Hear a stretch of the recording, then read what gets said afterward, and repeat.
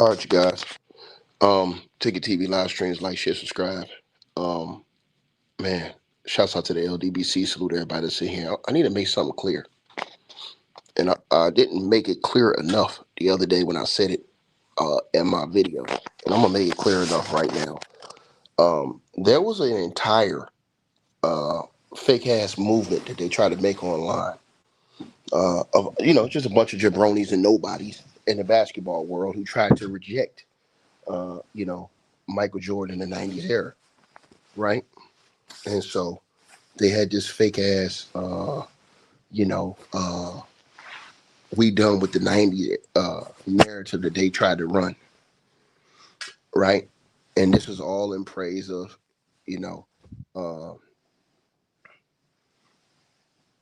this is all in praise of some guy uh, from Akron, Ohio, right? That goes by the nickname of Jay Reed. But we'll leave that for another day. But, and I want to make sure I say this, the NBA strongly rejected that notion that we're done with them. In fact, the NBA doubled down on the '90s with the NBA on NBC promo and everything else. The NBA doubled. The NBA saw that the way it was going, that it was a bad situation. Last night was a huge save for the National Basketball Association and true fans who grew up through that era, man, and who appreciate and love the game and just things that we talk about that these new age cats don't understand because they just didn't live it. You know what I'm saying? Uh, so, and I love the segment where they showed the guys who, um, the guys who didn't live it, and they was asking them about the '90s, and they just say, I don't know, I wasn't born, I don't know, I don't know. And he hear Ant they didn't. It was like Michael Jordan, that's all I know, right? Because it just showed y'all that these dudes and exposed something that they don't. First of all, they don't know the history of the game, right? See, how can you play a game when you don't understand the history and the origin of a game, right? How can you be enriched? So you basically just playing for money. That's it. You ain't playing for the love of the game because you don't want to know nothing about it, right? And that's just the mind. That's the mentality of a lot of these bozos that's running around here right now. They're trying to run with that narrative and thought that they was really gonna get that off. We done with the '90s. They really thought they was gonna get that off, and the NBA, I'm talking about, blocked that shit right down their throat and said, "Nah, we not done with the '90s. In fact, we want another dose of the '90s," and went right to the dun dun dun dun dun dun dun. I love that, man. With the setup, the entire thing, all the flashbacks, they destroyed you guys. Man, so I'm gonna let you come on because I already know how you can cook. And you guys tried to push that narrative, and y'all tried to disrespect the whole era. You tried to make a man like Michael Jordan, these guys who paved the way for these low managing punks, for these dudes who don't play the game to the fullest extent. You got guys like Joel Embiid, all of these dudes, man. These dudes don't really love them dudes. That nigga ain't on Pat Ewing them level, man. And we praise these guys, man. And the NBA was like, y'all trying to disrespect the whole era, bruh, of the '90s era. Y'all ain't do that for no other era. But you try to say we done with the '90s, we gonna disrespect the '90s. In NBA, you finally did something that made guys like myself, Mr. Mass, Too Raw, 7-8, all the other brothers, James, all other brothers happy. My boy T Price, everybody, is y'all put some fucking respect on '90s basketball and the importance it had in taking the league to where it is today. And all them people that's on social media, man, getting upset because of Michael Jordan's segment. I seen all the people online crying like bitches.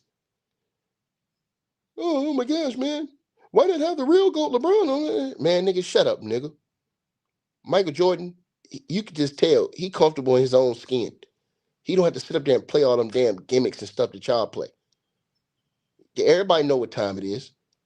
He don't have to do all that stuff that y'all boy do. Go ahead, Mass. You spot on, man. It's a direct shot at that narrative we dealt with the '90s. '90s basketball is, for me, the standard, right? Elite bigs, perimeter guys, uh, positions being played the way they need to be played, point guards being point guards. It was a direct shot to me at the era, but let alone Michael Jordan, because they tried to downgrade the '90s, right? They tried to downgrade the two guard position. He didn't play anybody to pump up LeBron James, But you saw what the NBA did, bro. They put him back on NBC. Him sitting with Mike Tirico in that custom suit, bro, legs crossed. I mean, he ain't gotta say much, bro, to let his presence be known. I mean, just him alone walking in the room speaks volumes. And to hear when Ewan goes play that music, bro, and they played the little NBC on NBC theme song, bro, The it was whole setup, classic. man. Man, bro, that shit brought chills down my spine. Only thing that was Chills, missing was bro. Marv Albert. The Yeah, only thing that was missing fact. was Marv Albert. That's Yeah, it. and Hannah Storm. Yeah, that's a fact. How many times we heard Jordan for the win? Come on, Yes, bro. all Man, that, stop bro. playing these games, man. Y'all dudes don't know. Y'all sitting up here disrespect the whole era back. These some little disrespectful punks running around here too, man. Mm-hmm. Mm-hmm. Real disrespect. They was hot about what the NBA did last night. The NBA doubled down on these punks. They said, Right. no. We not finna disrespect. Matter of fact, and I'm gonna tell you something. I think that little weasel, LeBron James, this is the reason why another reason why he pulling stunt he pulling. He didn't want to be a part of playing on that night when they was pushing that. Yeah, it wouldn't surprise. Think about that. He sat on the bench looking salty the whole night Right. because he knew they was gonna play that whole promo with Mike, and they used his Mm-hmm. weasel ass sitting up there when they asked him about the '90s. He was like, "Oh, well, man, shut up, nigga. You a weak weasel, nigga. That's a Period." fact. That's a fact, bro. And my favorite part of the interview with Mike Truco was when MJ talked about him picking up a basketball, and at heart, he's a competitor. That's what he lives for. He loves the game of basketball. He wish he, Nah, he that wished man, that that he wasn't could my take. favorite part. My What was favorite part is yours? when he dissed all them punk ass niggas. When he said, "Man, I wish I could take a pill right now and come back and put my shit on." And because what he said, man, he said, "I want to see how I stack up against these guys that people say Yeah, yeah, He yeah. said that people say. He didn't say that the aficionados. He didn't say that the legends. He said that these guys that people say is great. He was like, "Yeah, if some people say these guys is great. Yeah, show me. I want to come see this." Full And competition, Jordan, and everything. this is the respect Jordan had for every era. He still didn't put himself above those guys. Nah, he He said didn't. he wanted to compete against them to see where it's stacked. Yeah, that's a fact. Because for MJ ticket, competition is everything. I Mm-hmm. live to compete. You know what I'm saying? And so when Sir Charles said years ago, LeBron James, when all the best players, he don't want to compete. I mean, that's a direct shot, bro, at your manhood and your will to win and your will to compete. And listen, MJ lived for the measure. Listen, I remember MJ telling Clyde Drexler, "Yeah, you good, bro, but I don't appreciate these conversations being had. No, no, no, no. I stand alone in the finals, bro. It's me, then it's him. Ain't no comparison, bro. That's called Mm-hmm. competing at the highest level, Level. separating yourself, bro. Let me That's a tell you fact, something, bro. bro. NBA's on to something. Now, like I said earlier, MJ has to be candid and he has to be transparent, bro. You He can't is. come That's with a this. bro. When do we know Mike not to be? But this is what I'm gonna Well, say. I know. I'm just saying. He I'm gonna. just But saying. listen, this is what I'm gonna say to you though. You have to also remember is how they cut it up too. So he can do like that segment. Trust me, Mike probably did like a 25, 20 minute segment, but you only seen 3 minutes. See what I'm saying? Yeah, Because yeah. of that time slot. Don't think they sat down with Mike for 3 minutes. Is it nah? They did it probably a 20 minute, Oh, yeah, 25 yeah. I minute know. segment, and they picked out the best parts of what they thought would fit into their promo. So Mm-hmm. what you got. People have to you have to remember that too going through the season. Whenever you see Mike saying things and certain things, they may cut it to fit right into. And now with this sensitive ass weasel out here crying, he might say something that might get cut out. Yeah, that's a fact. That's a good That point. dude's a bro. That Yeah, dude's a that's a weasel. good Let me point. tell you something, man. That dude's a weasel, bro. That dude's a weasel, man. Straight up, bro. Yeah. You that afraid of what people feel about Michael Jordan, and he knew that he knew it was going to take over that night. He Mm, knew it. It for was sure. nothing he could do on the basketball court that was going to overcome that night. So he made sure that he and JJ Redick didn't play his bum ass son that night. Mm-hmm. Think Yeah. about that. JJ Redick been getting this nigga big minutes all preseason. Right. And Bronny suited for the first game. He was a full ready to go. Sitting Yeah. on the bench beside his bum ass daddy. His Mm-hmm. daddy in street clothes and him in the Lakers uniform. Now you tell me. Yeah, this nigga on the bench got sciatica, but he ain't in the back rehabbing and shit. But he was playing golf and dancing and doing the stinky leg about 2 weeks Come ago. on, bro. Ain't nothing You wrong can't with make that, this shit man. up. It's something wrong with his brain, bro. Right. Yeah, And he's then a his bird. He son, got a bird brain. yeah, his son now all of a sudden he can't get no minutes, JJ Redick. He went from you saying he was gonna be an integral role player to Right. now he can't get no. Nah, we peeped y'all's shit, man. And he gonna have to run interference through the media. That's the way he gonna do. He We're gonna gonna use have to do that. it Yeah. to run interference. And now they're gonna make this an all-out thing. Cause I'm gonna tell you something, man. That was the only thing they need to do is bring that shit on Sundays, like they used to do with NBA or NBC. You know, Facts. used to have the triple headers and shit like Of that. course. All day. Basketball. If they do that, bro, man, I'm trying to tell you, bro. They are. Have you subscribed to the YouTube channel NBA or No, I NBC? haven't. Nah, I haven't. You got to do that. They got the YouTube channel up, man. That Oh, shit tight. So yeah. they you like I said, man. That makes no sense to me, bro. That weasel, that dude is so much of a narcissist, bro. Yeah. And Mike sent a message to all these punks. He sent a message to him, bro. It's about competing and the love of the game and carrying the That's game, it. the game Yes, forward, that's bro. it. A Yes, that's it. standard, nigga. A Nothing standard. else matters but winning championships, bro, and competing. Trust me. That's it. Trust me. Nothing else matters. Trust me, bro. Trust me. And you know that boy, LeBron James, he hate that shit, bro. I'm telling you, Of bro. course you do, man. Yeah, That of nigga course. fuming. That nigga is fuming that they ran that shit with Mike, bro. I'm telling you, bro. I'm telling you. He wasn't gonna play on that night. I'm telling you, bro. Because he don't want to see himself as being under, you know what I'm saying, Michael Jordan. He don't want to see himself as being under Michael Jordan. He already got issues with the Lakers. But Mm-hmm. he don't want to see himself being under Michael Jordan. So you getting ran out of LA and you get seen as under Mike on opening night. And somebody asked me how I know in the comment section. Nigga, Yeah, it's yeah, I see that obvious. shit. What you mean how we know, nigga? That nigga had the shit face all night long, nigga. That nigga know what was being ran, nigga. He helped do the promo for that shit too. Braun was in the promo. Talking about, yeah, I seen 90's basketball. Yeah, nigga. Like I said before, bro. Cut it out. He knew what was coming. That nigga knew everything that was gonna happen. Talking about some how we know. He knew. He helped. They had him, Curry, and I forget who else they had in there from the old KD. Yeah, Yeah, yeah, they was all in the promo, nigga. The fuck is you yeah, talking about? So they yeah. knew I it was saw the coming. promo. They knew it was coming. I wouldn't be surprised if that nigga seen it before. Uh, the cut before it came out. Mm-hmm. That Yeah, nigga knew that, and he knew they put him on opening night right there. And then all they was gonna be doing all night is talking about how Michael Jordan got 6 world championships, never lost in the final. If Brown would have been the court, that's all they've been talking about all game. yeah. It's hard Mike, to. Mike be haunting these niggas in their sleep, man. And them whole ass niggas scared to admit that shit, man. No, they terrified, bro. MJ set such a high standard, bro. It's damn near impossible to even come close to that, bro. And that's why I'm so tough on these dudes, man. Like LeBron can't meet that standard. Look, shit, Bro, nobody in that's this why I era be can meet that standard. That's why I be getting so mad at Reggie Miller, man. Stop capping Oh, for these, bro, he's a clown, bro. bro. Reggie's a fucking clown. My I bad, Teddy, hope if but you see bro, him, he's a bro, clown, bro. if you go to any game and see him, bro, please tell him, man. Ask him, man, why you be capping for these young dudes, man? Yeah, he a clown, bro. Because And I know you be in some of those places sometimes where you be in law, you can get yeah, access to yeah, certain few and angles. far I between, but hope yeah, you ask him, bro. I hope you get somebody to record and say, hey, man, Reggie, why you be capping and let these young dudes off the hook, man? right, bro, Like, right. you say one thing and then you won't stand on it. Come on, bro. You're a legend, Yeah, man. You but he'll can't go go. on the podcast with Steven Jackson and Matt Barnes and cry and say certain things, but then you on national televised TV saying something totally different. Like, what the hell was wrong with you, bro?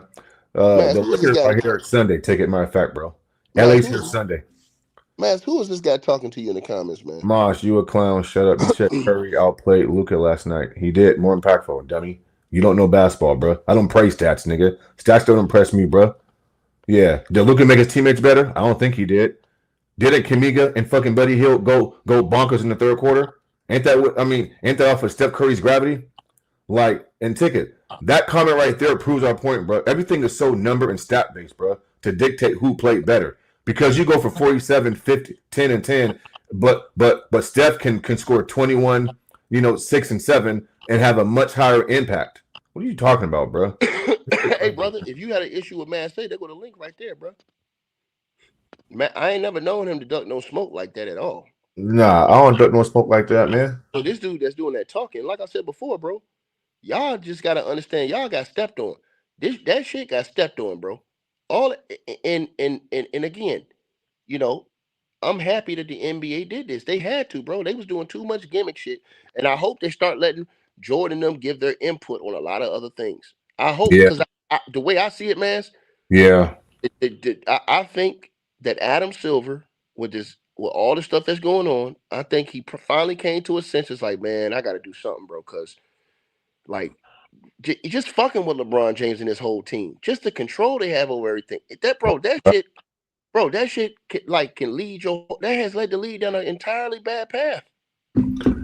Well, not just that, bro, but don't forget MJ made it very clear last night that it's your job as the face of the league, or he didn't use those words, but he says leave the NBA in a better place than when you got it. And to me, that's a shot as well at LeBron James. This league has gone down the wrong path, bro. And Adam Silver needs to get this league back on the right track. And what a better way to do it than bring on MJ? But MJ said that, bro. MJ made it very clear, like it's our job to move the game forward. There's a reason why he said that. Come on. I ain't done. I don't see LeBron James wincing and move around in no pain. Matter of fact, I saw a video of him at practice moving like it wasn't nothing like just a couple days ago. Yeah. He was on the court doing Yeah, crossovers and man, come on, man. If he was in some type of excruciating pain, man, y'all need to come cut this out, man. Like I said before, man, that dude's a coward, bro. Yeah, and he really have a narcissistic thing about him where he feel like everybody should bow down and call him king, bro. That nigga's a clown, bro. Right. And the audacity, bro, to feel that way and have no self-awareness or no self-correction. Like, nigga, you lost 6 NBA World Championships, bro. Like, 2011 happened. 2014 happened. You've been swept multiple times and beaten in 5 games and multiple fourth quarter non-executions. Like, bro, like the audacity of a player to even look at himself in that way with 6 NBA, bro. Could you imagine Kobe Bryant walking around confident, bro, with 6 losses on his docket, bro? Is you kidding me? I got to see how many games the Lakers play on NBC because the LeBron the type of nigga to try to skip all them games. Yeah, that would surprise me. Because Mike, they would have to probably ask Mike at some point in time about LeBron, and then Mike is probably going to say, man, if I was like, man, I just tell the truth to them niggas, man. Like, listen, man. And that's my point, bro. He's not gonna be candid on that answer, bro. He's not.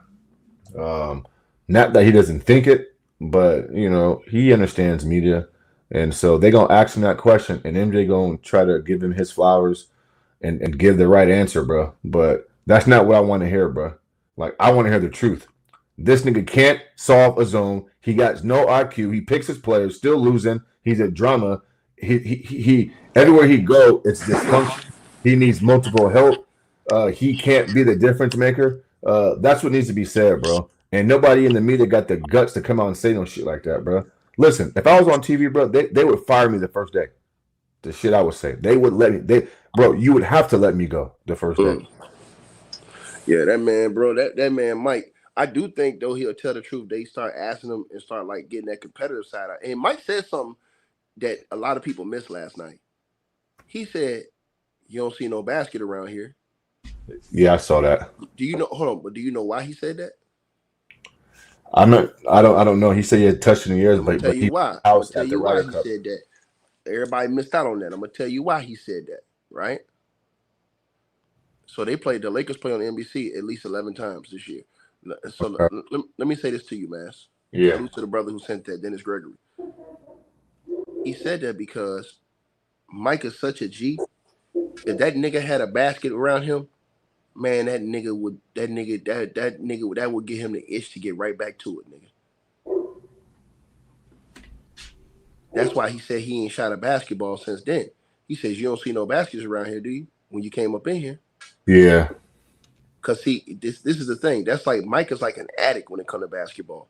If you put a goal beside him, a basket, and a basketball, Mike's the type of dude that would casually, and I ain't saying he would come back, because I'm not saying that. I'm just saying Mike will start doing crazy shit to challenge himself. Right. He'll just start going in the gym, shooting, playing one-on-one against his OGs.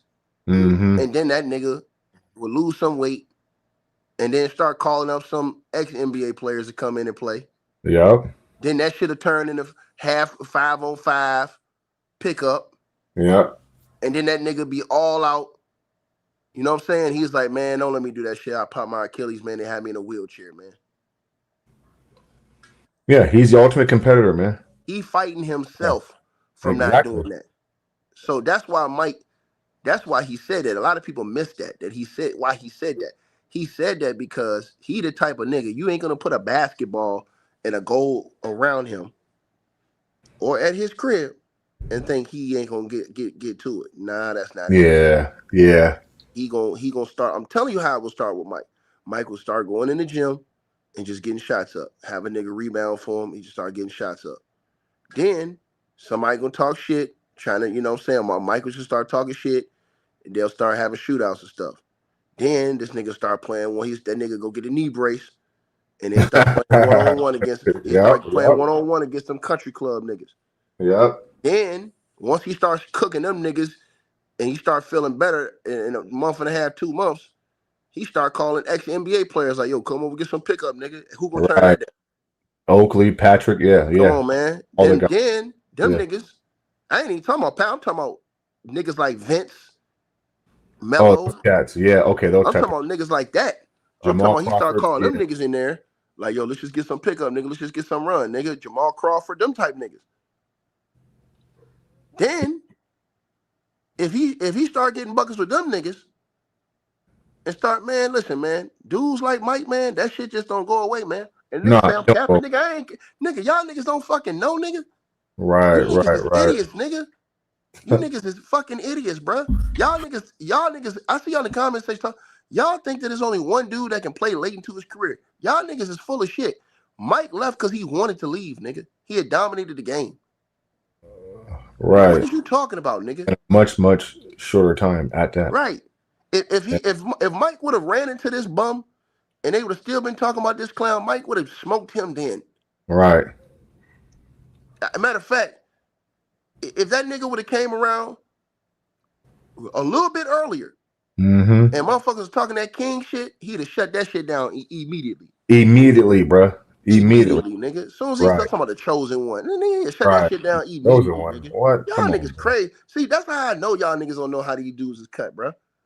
And when you cut from that type of cloth, bro, man, that nigga don't never get himself all the way away. And how do I know, nigga? Nigga, go look. It was video of him cooking niggas from the Charlotte Hornets practice, nigga. Or the Bobcats, whatever it was. Yeah, Steven Jackson talked about it. No, it's video on YouTube. Yeah, I know. It's video on YouTube of Jordan in the Charlotte Hornets practice. Giving them niggas smoke, nigga. Yeah. Yeah, my boy Joe Wallace. He was just bull job. He just walked into practice. No, I'm talking about the Charlotte Hornets. Now, I ain't talking about the Bobcats. I'm talking about the Hornets, nigga. The video is on YouTube, nigga. Michael Jordan, this nigga pull up to the practice. That nigga pull up to the practice, right? Going fade away. I'm gonna find that video for you. I'm telling you something. Let me see. Yeah, I heard some of the stories, man. Yeah. Nah, the video's online. I got you. Yeah. I got you. Yeah, but that video, nigga. That nigga went in there, That nigga literally went in that joint and was going at them niggas. He did that shit with the Bobcats and he did that shit with the Wizards. Mm-hmm. Right? Yeah. Yeah. He did that shit with the Bobcats when that nigga was 47 years old and chilling. Right? He did that shit with the Bobcats, nigga. That nigga used to just walk in the gym and say, nigga, which one of you bums want to get your ass bust? And just start cooking them niggas, man. And these niggas don't know, man. Them niggas is Yeah. clowns. Yeah. His whole his whole aura, his whole demeanor, just him being who he is, MJ, bro. When that camera pinged to him yesterday, it's just Hey, different. gang, Westbrook signed to the Kings, homie. I'm happy because he better than Brian James, though, homie. Real talk. Real What? talk. I said Westbrook signed to the Kings, homie. You hear me? Yeah, I already been knew that, man. That's old news here in Sac, bro. You I mean mean, old news? Cause Westbrook better than Curry, LeBron, MJ.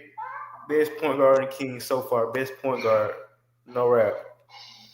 I'm gonna let you deal with this, man. I don't know what you. Okay. So the Kings Hey, got him. He a cool player, but what's your point, bro? He bro, haven't he put a was game yet. averaging triple double on the Thunder, bro. He the best point guard. He He better than lost to Curry. a rookie in Donovan Mitchell and got Bro, what outplayed by that Ricky mean, Rubio. bro? He went to the What, finals. what do you mean with no? KD went to the finals, nigga. Stop lying. KD went to the finals. No, he didn't. What you talking about, bro? Bro, Westbrook was averaging 20 points in the finals, cuz. Look at the stats, cuz. Kevin Durant averaged 30 in the finals, nigga. What's your point? Bro, they were playing against the Heat, too. They had a big three. What you talking about, gang? Okay, and Kevin Durant averaged 30 on above 50% shooting from the field, bro. What's your point, bro? I mean, Bro, you a what's your KD angle? fan, cuz? Are you drunk, bro? No, no. This shit crazy, bro. I mean, listen, bro. I like Russ. He cool. Yeah. I'm hearing good things here in Sac because I got some friends who work there. He cool. He cool, bro. He a cool dude. I'm Like a they like him Cleveland already. fan. He cool. Yeah, he a cool cat. He fun to be around. I heard. Yeah, I know, but Westbrook a gangster, though. He better than Ja Morant. You're way L- better than Ja Morant, Listen, cuz. listen, bro. Listen. I agree with that. I listen. I would take him over John Morant any day of the week. I'm with you on that.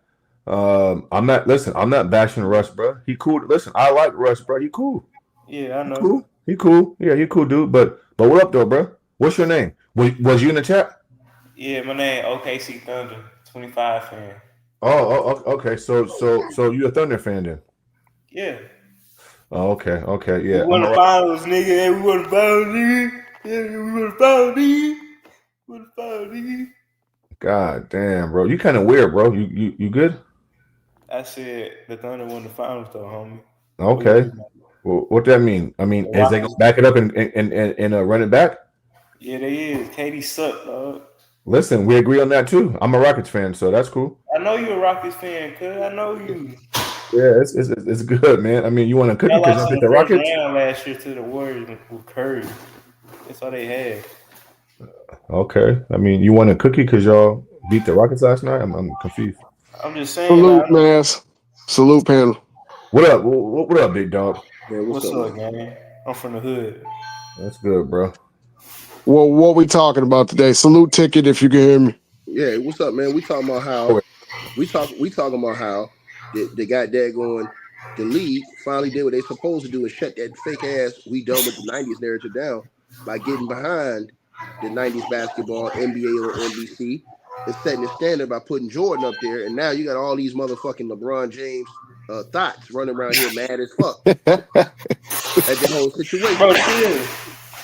Man, Yeah, Sky Pippen better than LeBron. You tripping, gang. You tripping. Sky Pippen way better than Hey, LeBron.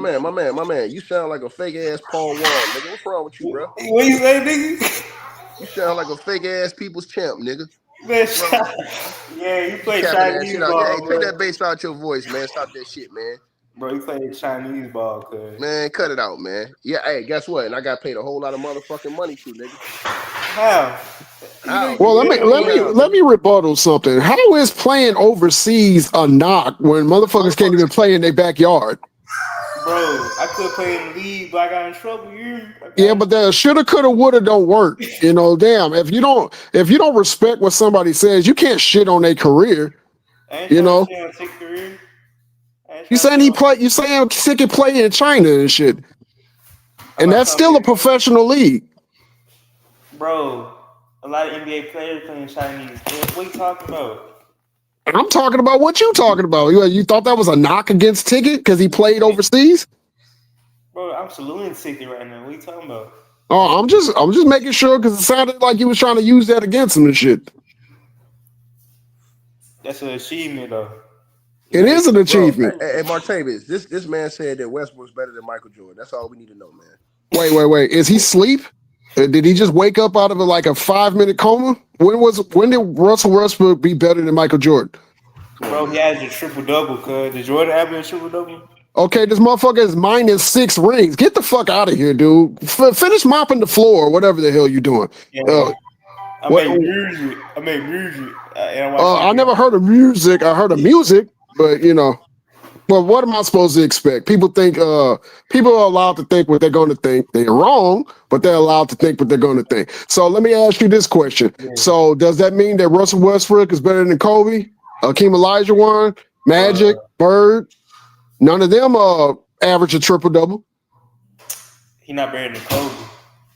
But he's better than Michael, and Michael clears him in every statistic and winning and impact. Russell is signed Jordan brand. What are you talking about, gang? Russell Westbrook signed Jordan brand. You talking crazy, gang. Okay, did you understand the statement that I just said? Yeah, I hear you. I said Jordan clears him in every statistic. What the fuck does Jordan brand got to do with anything? I'm just saying, MJ only has more points than Westbrook. That's it. Okay, you're from the 2K era. It was nice talking to you. Can I talk to somebody that can actually talk basketball? I am talking basketball. Pretty please with sugar on top. Yeah, that shit crazy, Martavian, bro. But did you see MJ last night, bro? On the I was very pleased with what he said because in a very short statement, he was telling everybody he played to compete. He didn't play to dap up. He didn't play to look good after the post game and wear T-shirts and say, check my fucking stats. He played to compete. He played to win. And I respect everything about everything he said last night. Salute to Jordan. Yeah, there you go. Jordan overrated, nigga. Stop faking for Jordan. Your music is overrated. So there you go. See, we can all say shit, but can you put any context behind it? Man, hey, you actually can. It's nice. Finish mopping that floor. It's cool. Just make sure you get all the soap off the floor. You got to take it, Martavian. You got to take into account the age of these cats, man. See, these young cats, bro, they didn't when they showed that segment last night. Look at all the NBA players that wasn't even born or didn't know nothing about NBA or NBC of the 90s when they asked them in that segment. You know what I'm saying? Absolutely. Mm-hmm. Bro, that's the mindset of this nigga right here. That nigga don't know nothing about basketball, man. Them niggas just be running around here, and that's a whole bunch of these niggas that's just running around here on YouTube taking up space. That's all they doing. They run around here, dog, literally taking up space. That's it. Don't know what they talking about. See what I'm saying, bro? Disrespecting the whole era. He's a 95 overall 2K. Disrespecting the whole era of players. And with Mass and you and me and these guys stir-fry them niggas, they can't deal with the repercussions of that shit. He said that just because Westbrook is a 95 on 2K, what's the fuck is 2K supposed to mean with real life? Bro, look at the stats, cuz. Fuck his stats. Does his stats contribute to any type of holding up a trophy? Yeah or no? He keeps saying cuz. Bro, Michael Jordan has some of the greatest stats in the history of the game. What is you saying, bro? Man, Michael Jordan's overrated to me, man. See how quick I shut that shit down, Martavian? Right. See how quick I shut it down, man? That's all his rebuttal is he's overrated. All right. What the fuck is this guy talking about, man? I don't know. Hey, Thunder game for life. Thunder. 25 championship, nigga. 25 championship. You know what's going on, nigga. What the fuck is this dude talking about? He can't even talk straight, bro. The nigga is illiterate. Is he on lean? This is what happens. Yeah. This nigga on lean and on fucking Percocets all at the same time. He's a fake ass. He a fake ass Paul Wall, man. I told you that. Fucking Paul Jaw, more like it. I make music. Oh man. Man, Rockets suck, gang. Y'all niggas suck, cause the music in the arena sucks. The better one, bro. Wait, are you using your free phone call in jail to call ticket? I blame you on that, man. I blame Mass for that Rockets, bro. This ain't no jail call, homie. This ain't no jail call. You sure? Because you sound like Yeah, you're getting ready to get locked down in about 5 minutes. bro. Hey, I'm handling business right now, cuz. That's why you hear all that noise in the background. I'm handling business. Well, are you in the middle of a robbery? Shouldn't All you right, get off dog. the stream if you're robbing somebody? Finish handling your business, bro. We ain't gonna call you Paul Wall like Italians said. We gonna call you RuPaul, nigga. Get your ass up out of here, nigga. Handling But yeah, business, hey man, stealing out the that's the safe in the type of back of a diversion damn you get. Walgreens or something. Mass. That's the type of Yeah, diversion you get. That's the type of diversion you get when these cats can't talk basketball, bro. yeah, that's true. Yeah, They can only talk this simple shit. I'm trying to tell you, bro. Them niggas be real, bro. A lot of these niggas that be in the comments, a lot of these basketball channels be just like that dude, bro. In real life, man, it be these little shit stains that don't know nothing yep. about basketball, Mm-hmm. and they be running Yeah, around here. I'm talking about terrorizing X, the comment sections, everywhere. This is what they be doing, bro. And people mistake that shit as if every that is the serious IQ of a LeBron James fan right there. And that's sad. That is sad. You know, And they're guess what? you. He don't have no problem with. Hold on, he don't have no problem with that. LeBron James don't have no problem as long as they say he the king and they say dumb shit like this nigga's better than Mike and stuff. He don't care. Facts, yeah. Yeah. yeah. He don't care. Yo, what you think about this? Kid Trunks that you in here. What you think about this whole situation with the NBA now promoting the '90s and stuff like that? After them niggas try to say, "Oh, we done with the '90s." Well, that just shows you the nostalgia and how great the '90s basketball popularized basketball to begin with, not just within the United States of America, but more so throughout the whole world with the star players, the type of play style they had. It was just something about it that you couldn't really escape, and within like sports or sports history, you know what I mean? And now I think what's it called? Now people seeing what NBC is doing. They bring that nostalgic, '90s kind of look, '90s kind of atmosphere to like the NBA today, just how to do the commercials, the theme songs, and everything else like that, representing and giving a large, high respect to players back then within the '90s.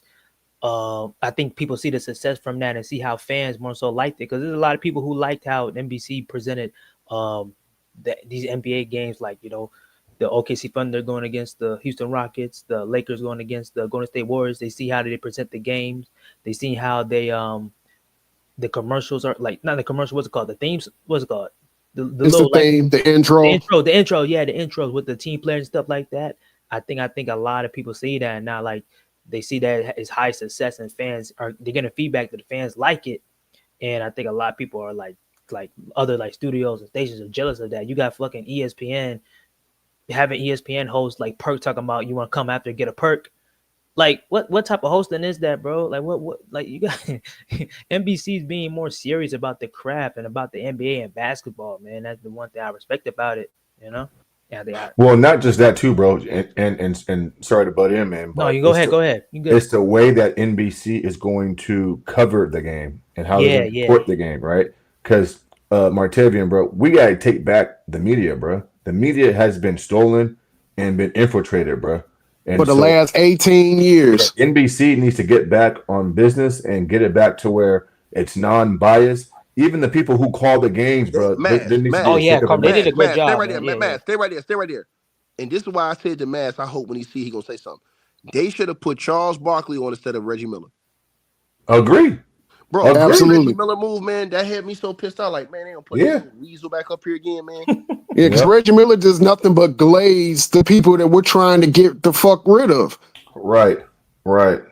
Right. Look, the beautiful thing about, and I don't know how old you were, young man, that was just sitting up there talking, but I'm 44 years old. Okay.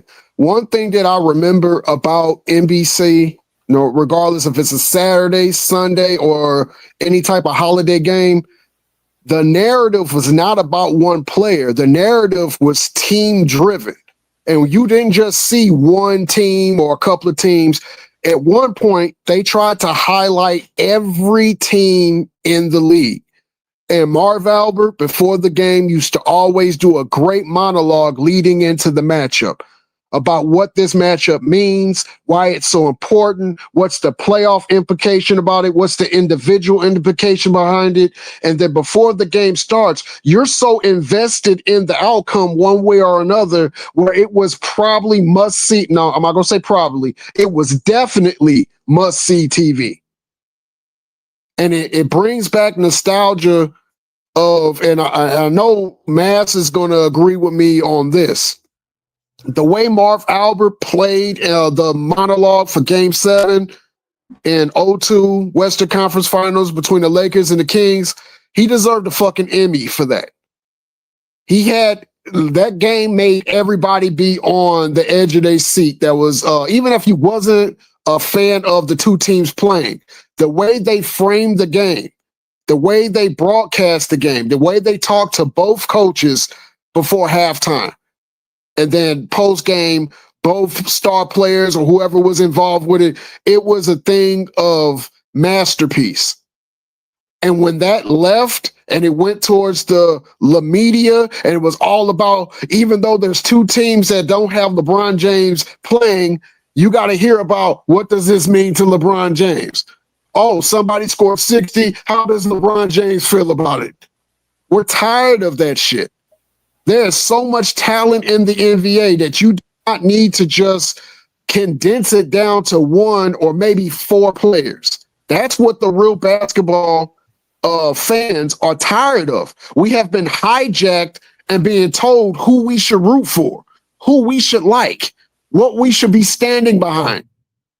We never see Magic, Bird, Akeem Olajuwon, Michael Jordan, Scottie Pippen, or any other star player tell us that they're the GOAT. It would never come out their mouth. Mm-hmm. So when we're sitting back and for the last 23 years being fed a narrative, and now the real story of the NBA is starting to come out, it's a breath of fresh air. What say you, Mass? Yeah, listen, bro. It's hard to follow up with what you just said because you touched on every topic.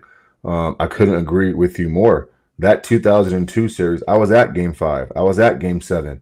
I was at Games 1 and 2. I'm here in Sacramento, right? Like, I'm very, very good friends with Grant Napier, the Kings broadcaster. Like, I interviewed him, bro. Like, he's a friend of mine.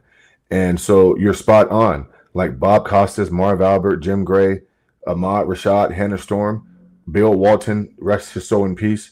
Like, these are legends, bro. I was more excited for some of the pregame stuff in those old games on NBC. Yeah, the game was the main course, but they kept you engaged. They kept you, the lead up to the game always had me on pins and needles, right? Interviewing certain guys, right? No narratives, right? No agendas, just calling a spade a spade. You know what I'm saying?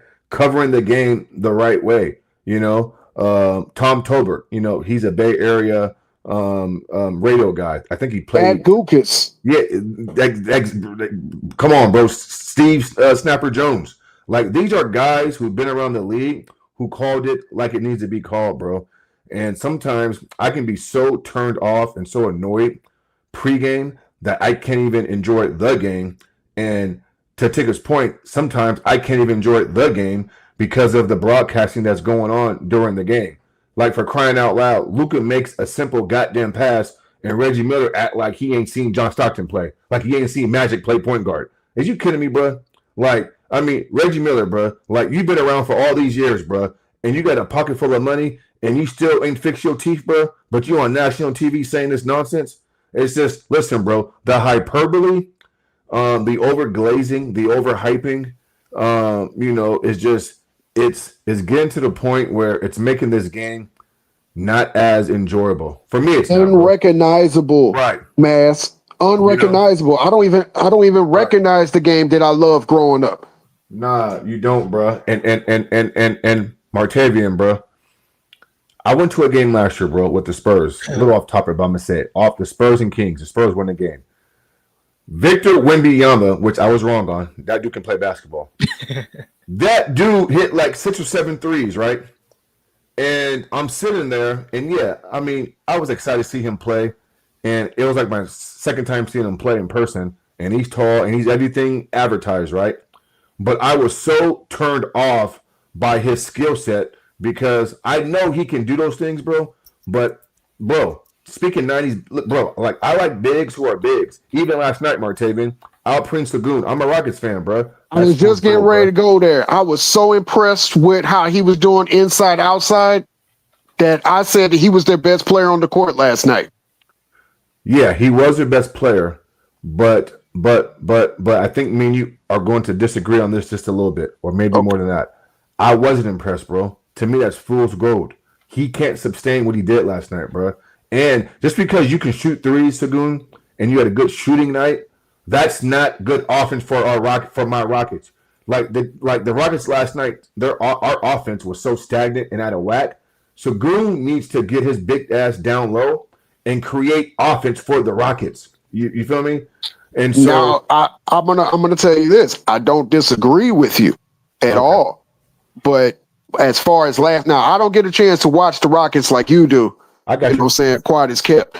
But what I saw last night out of Sagoon, I did like. But there are times that I was like, dude, I think you're settling for that goddamn three. Get your big white ass down below the free throw line and get those niggas in foul trouble. Well, especially if he's being guarded by Alex Caruso. And Peyton the second was guarding him a few times. No, I think Payne II is on the Warriors. Oh, what am I talking about? I'm thinking of the fucking Golden State Warriors game. Oh, I'm sorry. I'm gonna bitch and moan about that in a minute because it's all good, bro. No, it's all good, bro. But see, Martavian, especially when Kevin Durant was having issues shaking from Lou Dort, I think if you take Steven Adams off the floor because you can't play both bigs, like there's a reason why Sagoon is out on the 3-point line because Steven Adams can't space you out. But Sagoon needs to catch it further down low and make teams double or at least shift the defense. Therefore, you can free some guys up, right? And so just because you had a good shooting game last night, I can look at that and say, okay, you played good last night. I'm not pushing back against that, but I don't think that's winning basketball, if that makes sense. I'm not impressed by the stats, you're right. Bro. I'm not. You're absolutely right. I don't think anything that you said is out of line. Especially since you know your team better than I do. Anything that I'm gonna say ain't gonna match up. Bro. Your opinion is much needed, bro. And just real quick before you get to your words, the only reason why I bring him up is because we're without a point guard, so we're not getting offense ran the traditional way where a point guard is dictating and facilitating. So the Rockets have to be innovative and creative on how they create offense, especially when they have lack of shooting with Ahmed and Steven Adams and other guys, right? And what's the best way to do it, bro? By playing inside out, not outside in. Like you're letting your bigs read the offense in reverse, but they're closer to the basket though. Correct. Force the defense to react, come in double, you make the pass. And maybe the initial pass isn't the shot you get, but the hockey assist, right? Like the extra pass. Now you're getting good offense. Now the defense is moving and they're shifting. So that's all, bro. I mean, I'm not trying to nitpick, but our goal is a championship, bro. And I'm such a nitpicker on small things, on teams like this. Like you cannot let bad habits sink in. And sometimes when players see the ball go in at the rate it went in last night for Sagoon, he'll get satisfied and he'll get happy with it, and he thinks that's the way to go. For me, it's not. Look, if a whole bunch of misdemeanors can equal a felony, then the small things can equal a problem if they're not checked down the line. That's a fact. Great point, bro. Yeah, great analogy, bro. Great analogy. Hey, Marchaven, I think the Golden State Warriors may have the best starting five in basketball, bro. It's a little bit too early for me to say that, but I wasn't even gonna pivot the Golden State way. I was gonna pivot this new Luka. I don't see nothing fucking different besides his shape. He's still crying for calls. He's still shit water on defense. And see, this is why it's so important to get your ass in the preseason to play with new pieces. Everybody looked lost out there on the fucking defensive end and offensive end. Right. It looked like they never played together except for the first time, which was last night. Mm-hmm. So when we talk about cohesion, when we talk about we need to have each other's temperature, look, Roy Hibbert, a.k.a. Ayton, He looked like that's probably the worst pickup they ever fucking got in off season. it did. He was getting bullied out of rebounds by shorter guards and forwards. Yep. They made Draymond look like a fucking star player last night. Bro, Buddy Hill, Komiga, like all these guys. And to your point on Luka Martavian, him scoring 47 points and dropping 2 rebounds and all those assists, like doing everything, that's not a recipe for success. And just because he lost weight, and I saw the same Luka, bro, like pretending to be hurt, agony and pain. Isn't it funny how when he's losing, bro, Luka Doncic, something's always bugging him injury-wise, bro. But when he's winning, he's got his the big ass. I just had a bologna sandwich smile on his face. Popping his collar and blowing kisses to the fucking fans. Look, the one thing I never liked about Luka is not his game. It's his fucking mindset. Yeah. I couldn't agree with you more, bro. Couldn't agree with you more. And I didn't see any adjustments. I didn't see anything spectacular about their offense from JJ Redick. I think you talking about that intricate offense that we was promised 2 years ago when it just looks like high screen and roll every time down the floor? You mean that? Yeah, the JJ Redick who says that they said when he's pumping gas, bro, the playbook is like right next to him. Yeah, that guy. You mean when he's shooting heroin in his veins, allegedly, or coke in his nose, allegedly? Look, JJ, I don't understand how when the Lakers lost the opener against when they had Darvin Ham, everybody wanted to burn this nigga's house to the goddamn ground and all this other shit. But JJ Redick brings an unprepared, undisciplined defensive team against the Golden State fucking Warriors, which are your rivals, and they basically get out executed over and over and over again. Everybody's like, JJ Redick is a fucking genius. How does that work? Please help me understand. I know I got a GED and shit, but I can figure stuff out on my own. I don't know, bro. I mean, they said that he's like the Messiah. He eats, sleeps, and shits coaching and plays, and he's gonna be innovative and so creative, and he turns water into wine. He resurrects the dead. Into wine. I haven't seen anything shocking that JJ Redick brings to coaching besides throwing people under the bus and getting on his knees and giving his tribute to LeBron Ramon James. And look at this nigga at the he had all the golds on. He had like the royalty golds on, sitting on the sideline, acting like he's really intensely looking at this team. Get the fuck out of here.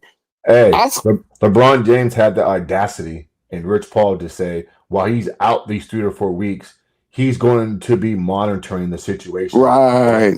And, hey, Martavian, and I'm like, bruh, they're monitoring you. What you mean you monitoring? How are you monitoring, bro? And you on the last deal of your contract, and you got no wiggle room, and you got no goddamn leverage.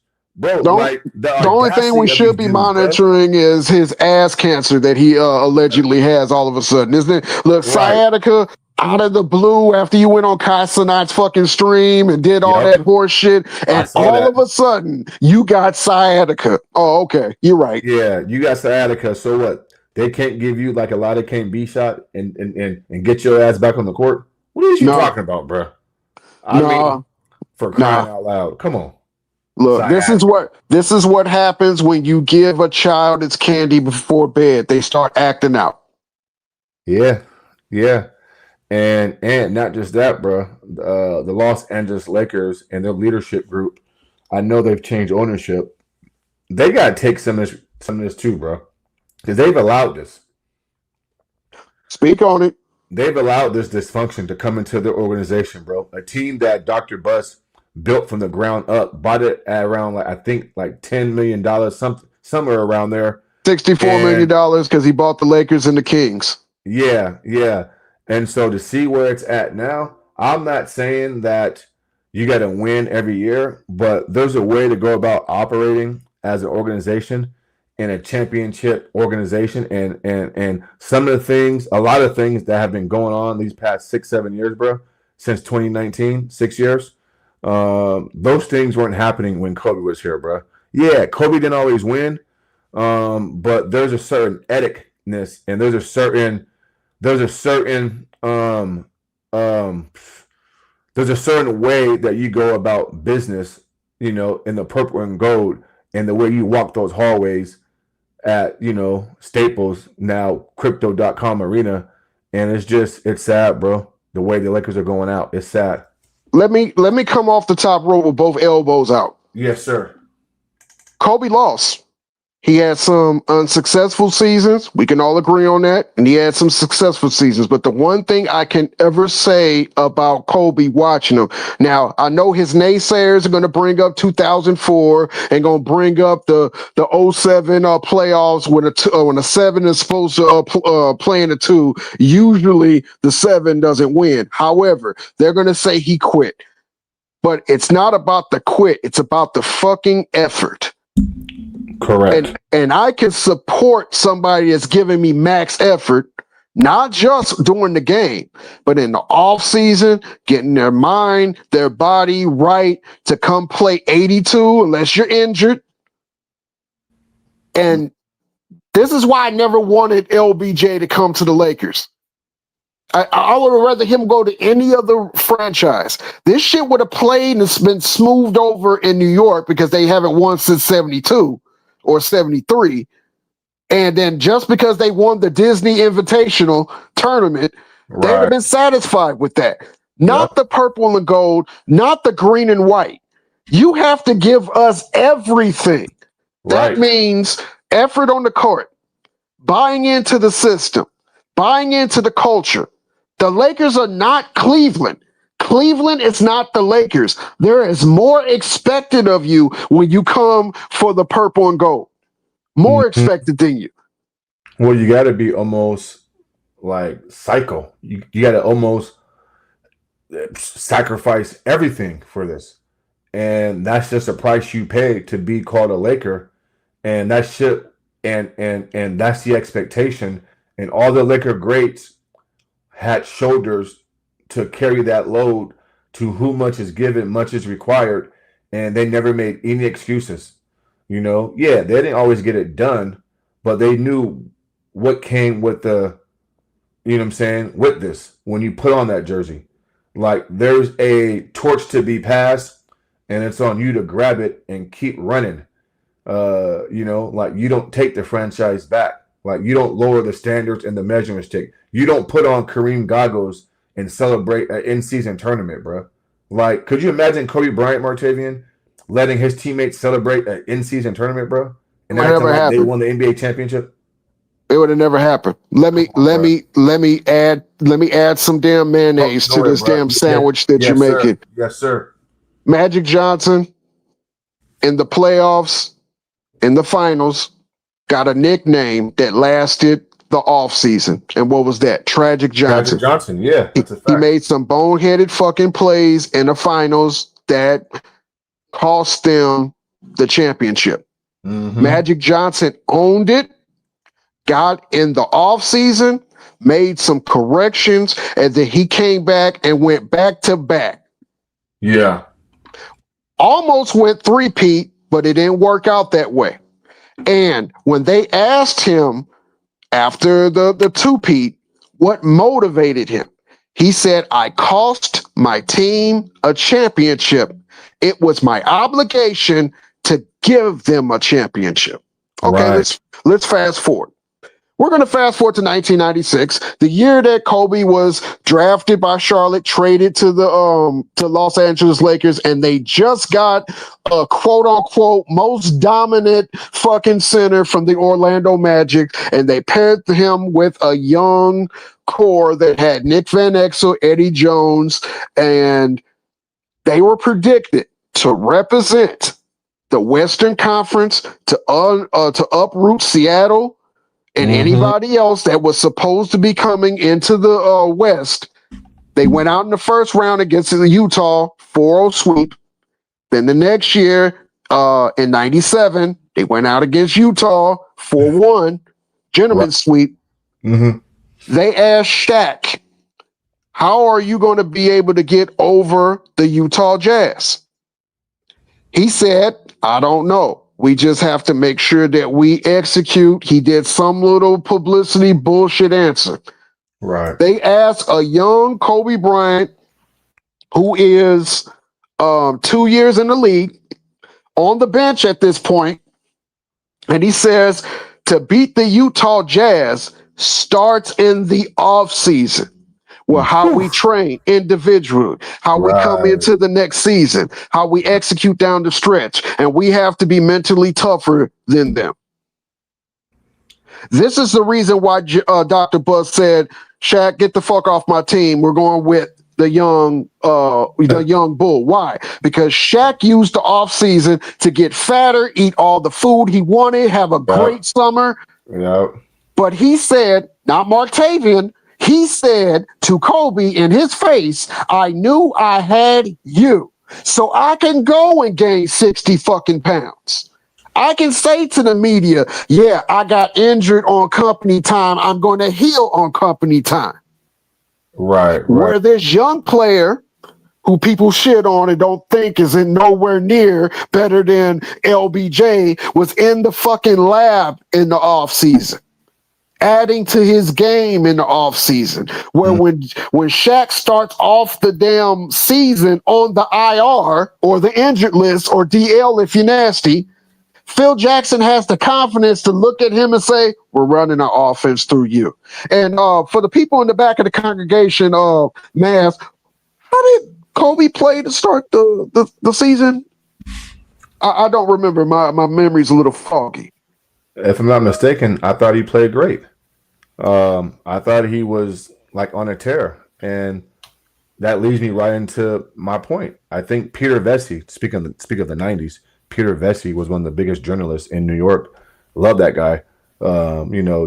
Journalism. He was on NBC talking about the Kobe and Shaq situation and says, you want this kid to work his ass off in the summer, come back, and then highlight what he can do. Carry the team without Shaq, because Shaq is playing himself into shape. But when Shaq comes back, now Phil wants Kobe to dial it back and then run it through Shaq? Absolutely not. Absolutely not. So I understand it, bro. And so, yeah, I mean, it's just a different mindset, bro. And let me piggyback off what you said about Magic and the level of accountability that this young man had, right? Magic had a bad summer at Tragic Johnson. He comes back and he goes back to back. And you touched on it, Martavian. They asked him, what happened, blah, blah, blah. Well, I cost my team a championship. Fast forward to 2011 offseason in the NBA lockout year. Don't you remember that famous first take segment with Stephen A. and Skip Bayless when LeBron jokes around about playing football because the NBA hasn't reached a deal with the CBA, and Stephen A. Smith says LeBron James is walking around as if he won the championship. He says there's a price to be paid to be called champion. You got all-time greats who have won championships, and they don't act like that. And he was like, he kept saying, "You got to get it done." Remember that famous rant he went on, bro? That's the difference right there, bro. And so when we talk about the Lakers and the organization and the purple and gold, and then you even talked about the green and white with the Boston Celtics, there's a level of accountability and self-awareness that these great players have. And any mistake they've made in the past that could have cost a team, they are so focused and so psychotic about getting that back, they will do everything possible to win at all costs. And so you've never heard LeBron James come out and say, 2011, yeah, that's my fault. Guess what he said, bro? 10 years later. We were top heavy. We were top heavy, bro. We were top heavy. What? How did he phrase it? It was me, Wade, and a whole bunch of ancillary guys or something like that. And I'm like, what the fuck? You were the one that played like you was menstruating fucking game 4 through game 6. You were the one that was getting blown by on defense. Fucking Jason Terry looking for you on defense. Looking for you. Yeah. Waving off the screen. Going at you, hitting minimal deals. Thank you, Mike T424. Minimal deal players. Minimizing Chris Bosh. Minimizing fucking James Jones. Minimizing Haslam. Who else? Joel Anthony. Facts. Cole, shit. I'm definitely trying to remember all the roster, but you shitted on your team when you're the one that was shitting the bed in the NBA Finals. Remember, Bosh hit the game winner in Game 3 to give them a 2-1 lead on That's the a road. fact. Yeah, that's a fact. You the one that decided to show up in Game 4, only score 8 fucking points. That's a fact. Yeah. How's that the minimum player's fault? You the one that said everybody that's hating on you has to go back to their regular lives. What the fuck does that got to do with the minimum players? Yeah, yeah, and there's no accountability, bro. I mean, this dude came out later on and even says that, hey, man, like I got my triple double. I did my Check job. my stats T-shirt. Yeah, Let's not forget stats. about that. I'm Right. averaging a triple double. I think I'm doing okay. Right, right. I mean, I've seen it in person, Martavian, bro.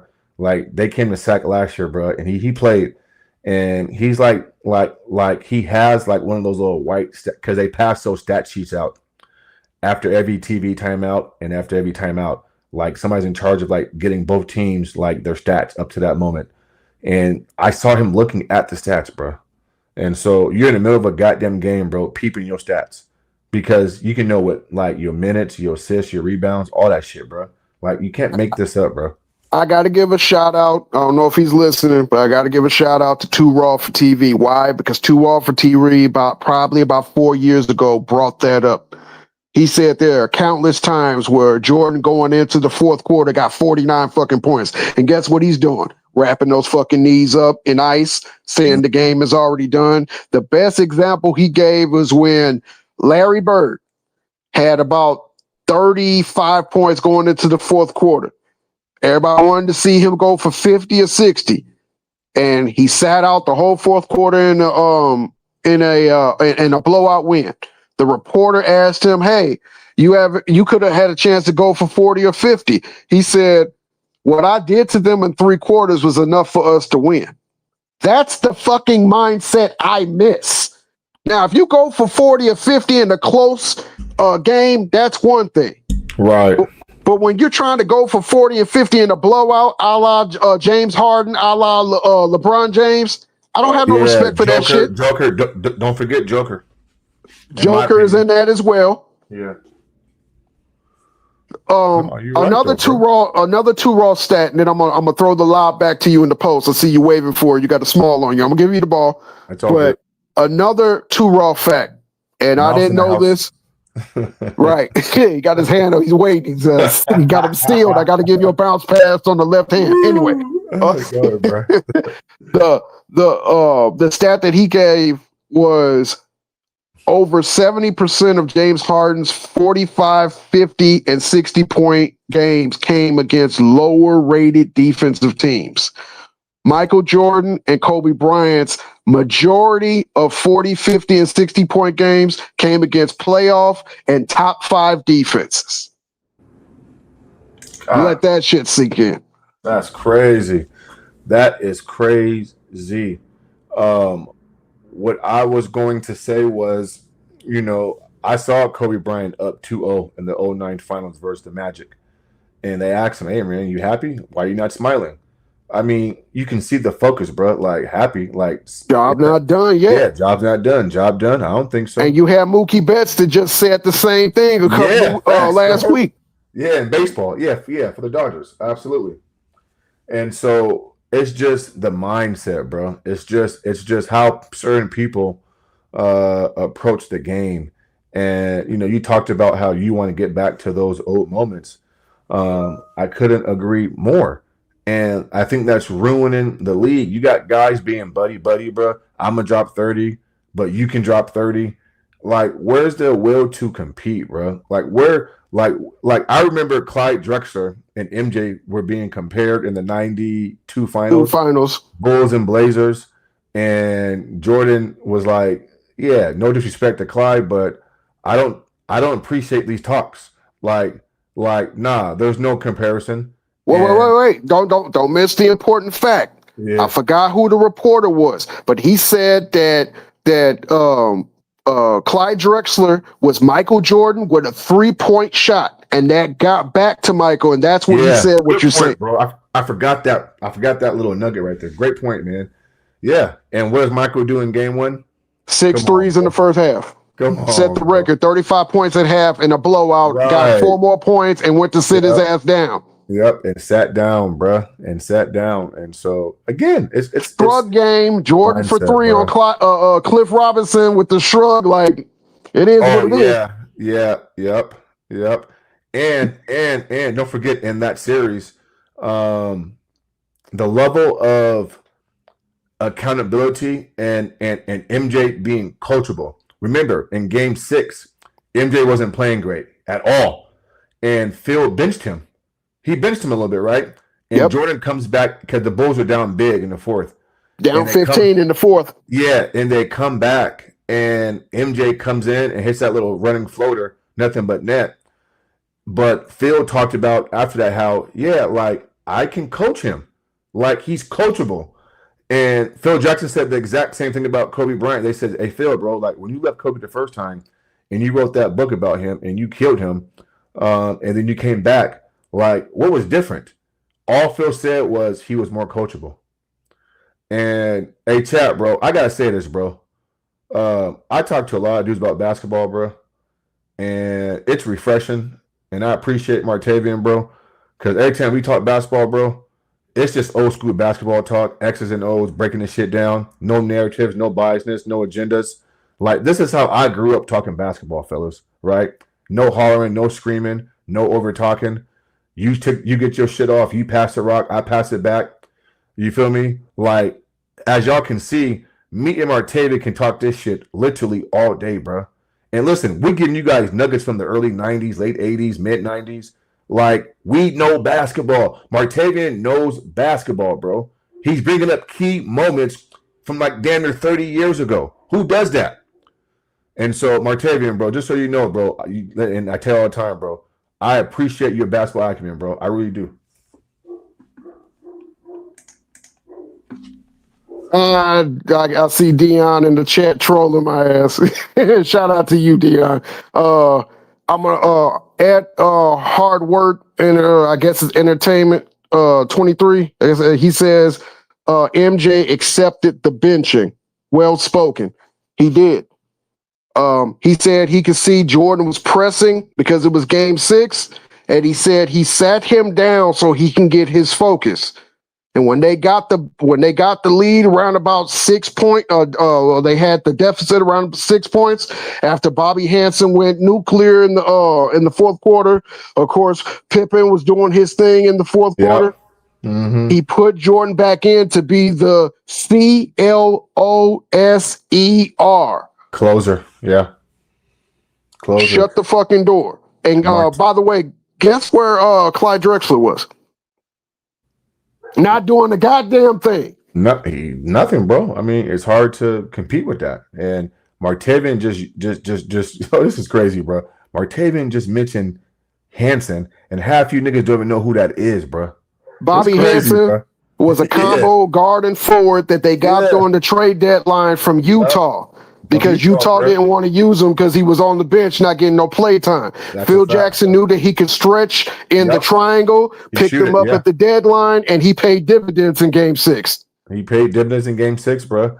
And the one thing I've always appreciated about Phil Jackson and MJ and Scotty, along with Phil and Kobe in the late 2000s, was the level of leadership, bro. Like, the Bulls always had strong leadership at the top that filtered down to the rest of the crew. And Martavian, I remember game 6 in Utah, right, bro? That epic game 6. And I want you to just to think about this moment.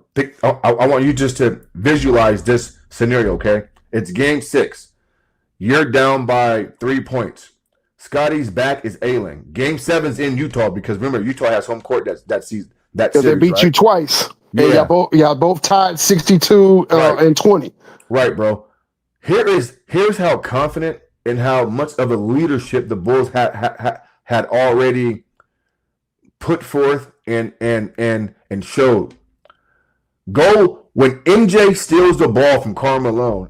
It's the camera angle is, remember, they're down there by the Bulls bench, if that makes sense, right? MJ steals it, right?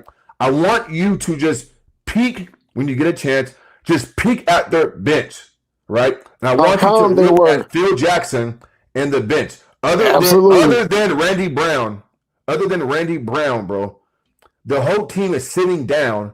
Phil Jackson has his arms Legs crossed, crossed. bro.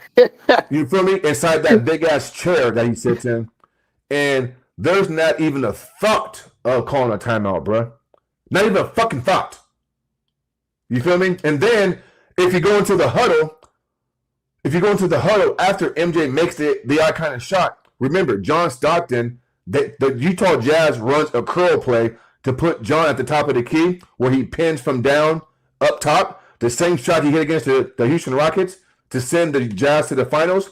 They run the same play versus the Bulls. And I want you to go listen to Hamlin, the Bulls assistant coach. He's screaming saying, they're going to run this play. They're going to run this play. And Absolutely.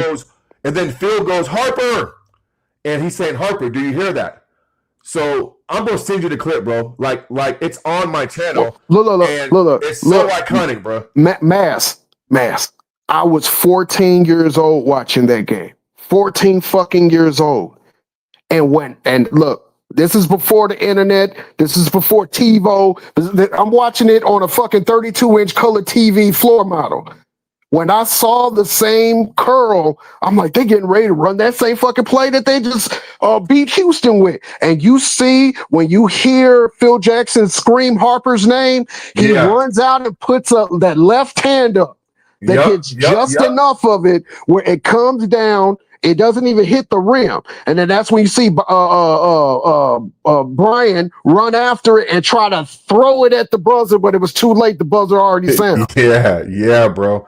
And so I bring that up because that's leadership, bro. That's preparation. That's knowing the moment. And so you go from that moment, bro, in such an iconic moment on the road in Utah.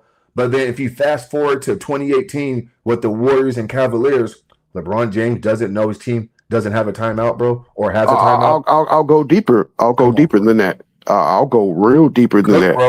Bro.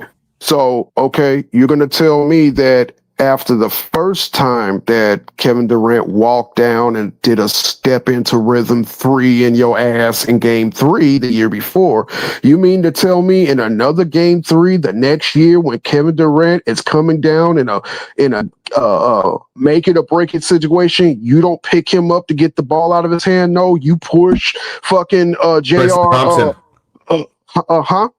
It was Tristan Thompson. He pushed Tristan. I thought he pushed JR on to pick up Kevin Durant in the second three. My bad, bro. You know what? I could have it wrong. Yeah, it could be JR. He pushed him and start backpedaling. And I'm like, yeah, I've never seen that before.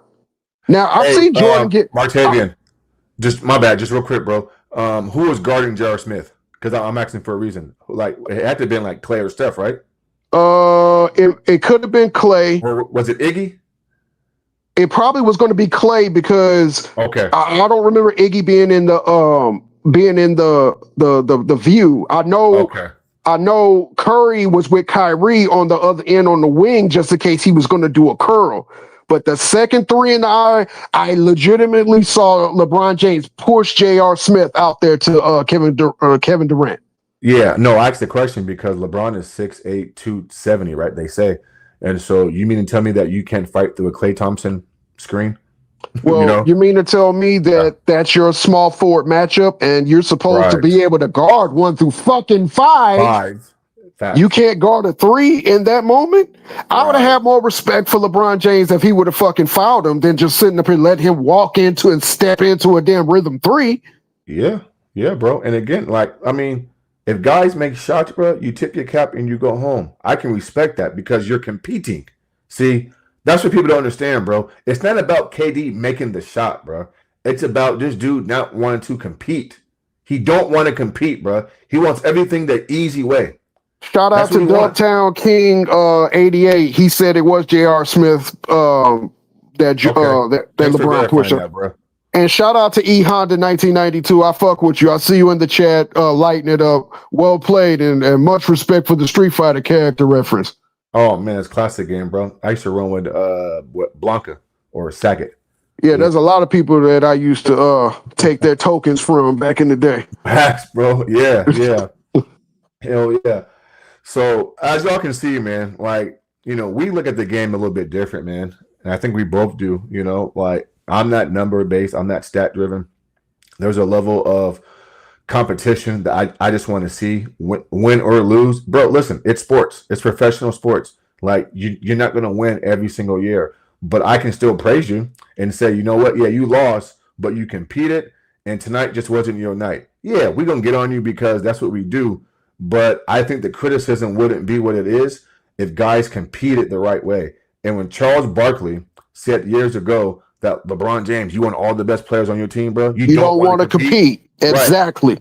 Right. Exactly. He wasn't lying. I mean, he wasn't lying when he said that. And people took that the wrong way and thought Charles was saying something inaccurate.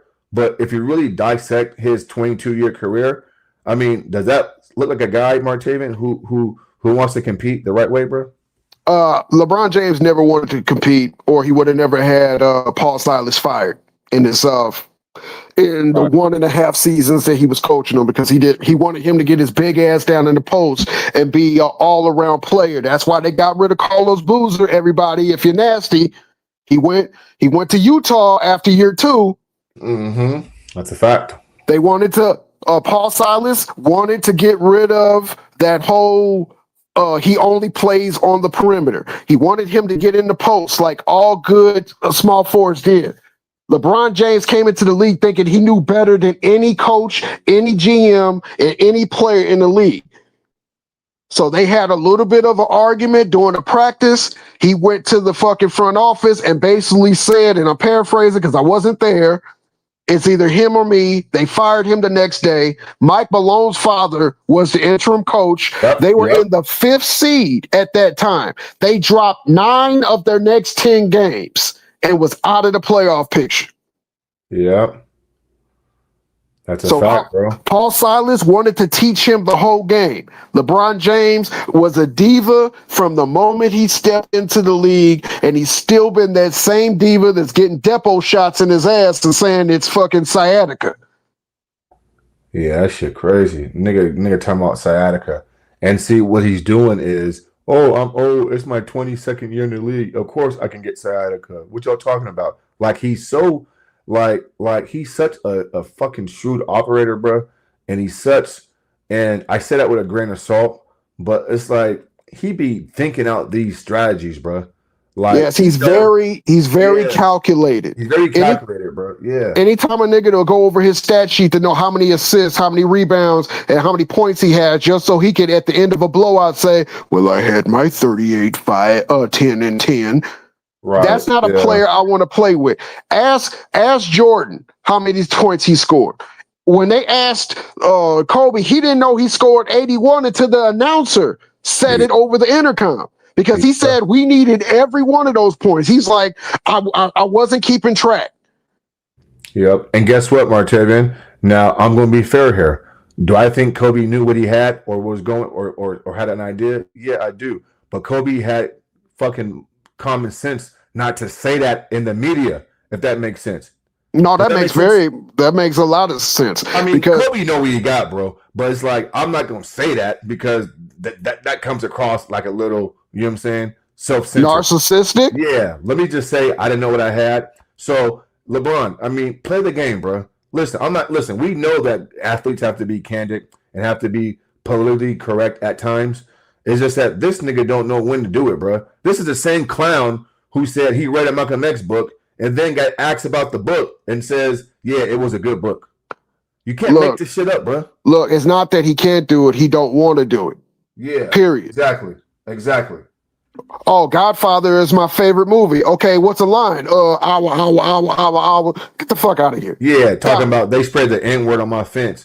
But you live in one of the most richest areas in the country, and y'all ain't got no cameras, bro. We ain't seen this nigga lived down the street from where OJ used to live at. Okay, right.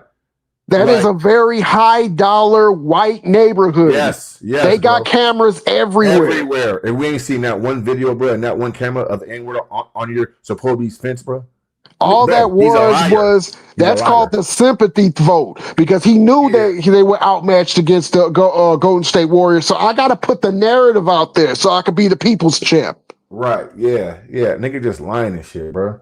Yeah, just lying and shit. All that fake ass love towards Kyrie Irving and stuff.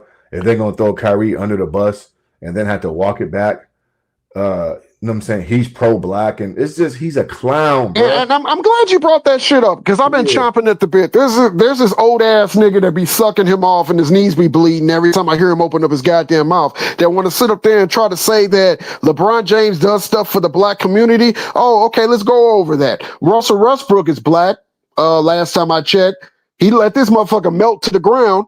Kyrie is black. Last time I checked, he let this nigga melt to the goddamn ground. And then with the public perception that he was an anti-Semite, and then isn't this the same motherfucker that you said you wanted to put your hands on when he wanted a requested a trade from Cleveland? Yeah, bro. Yeah, that's him. Okay, That's him, bro.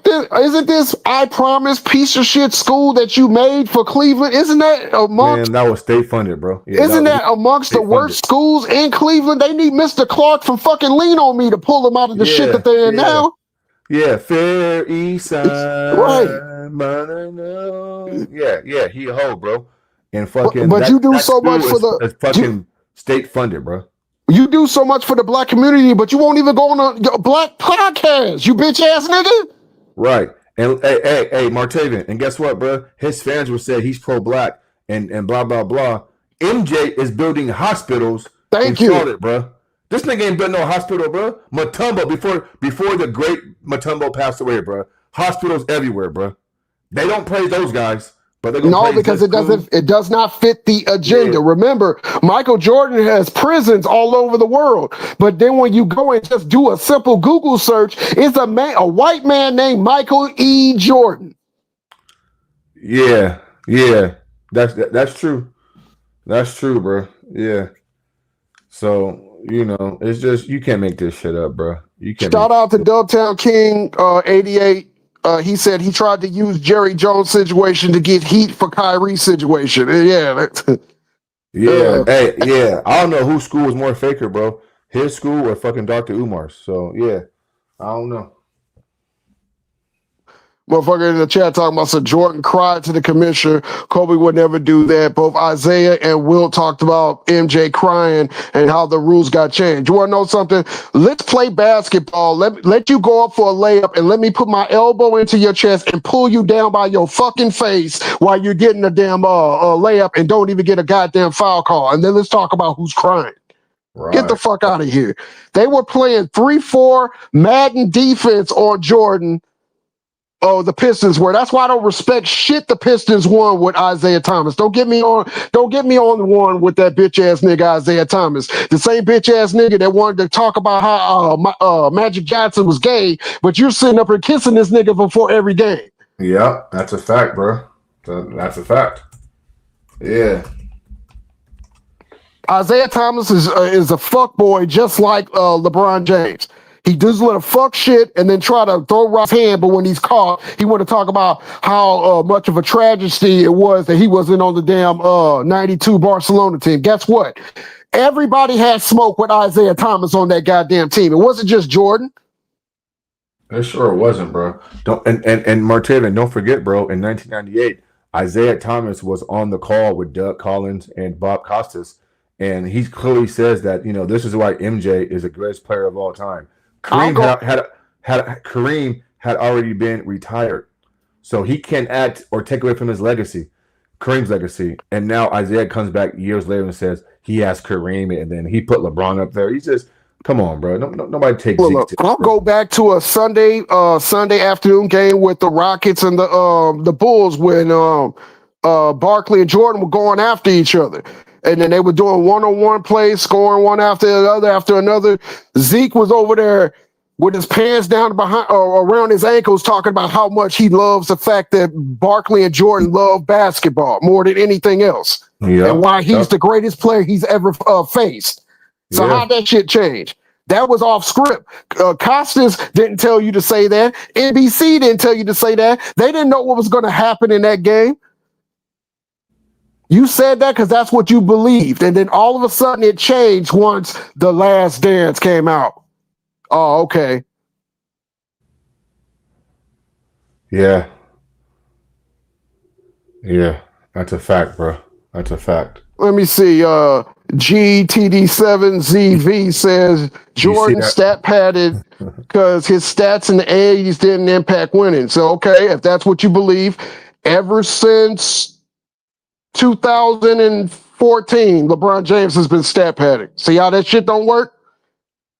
MJ didn't have nobody on his fucking team but cokeheads in the 80s. And that includes fucking, what's his name? Number 0. Went to the Pistons for a year. Oh, shit. I forgot his name. He was on that damn team. Yeah, I mean, even though MJ lost, I mean, okay, cool. I mean, that don't hurt our feelings, bro. Listen, MJ didn't get it done, bro. Cool. We hold him accountable. And listen, here's the thing, bro. Not only do we hold him accountable, bro, here's what makes MJ just different. MJ will hold himself accountable.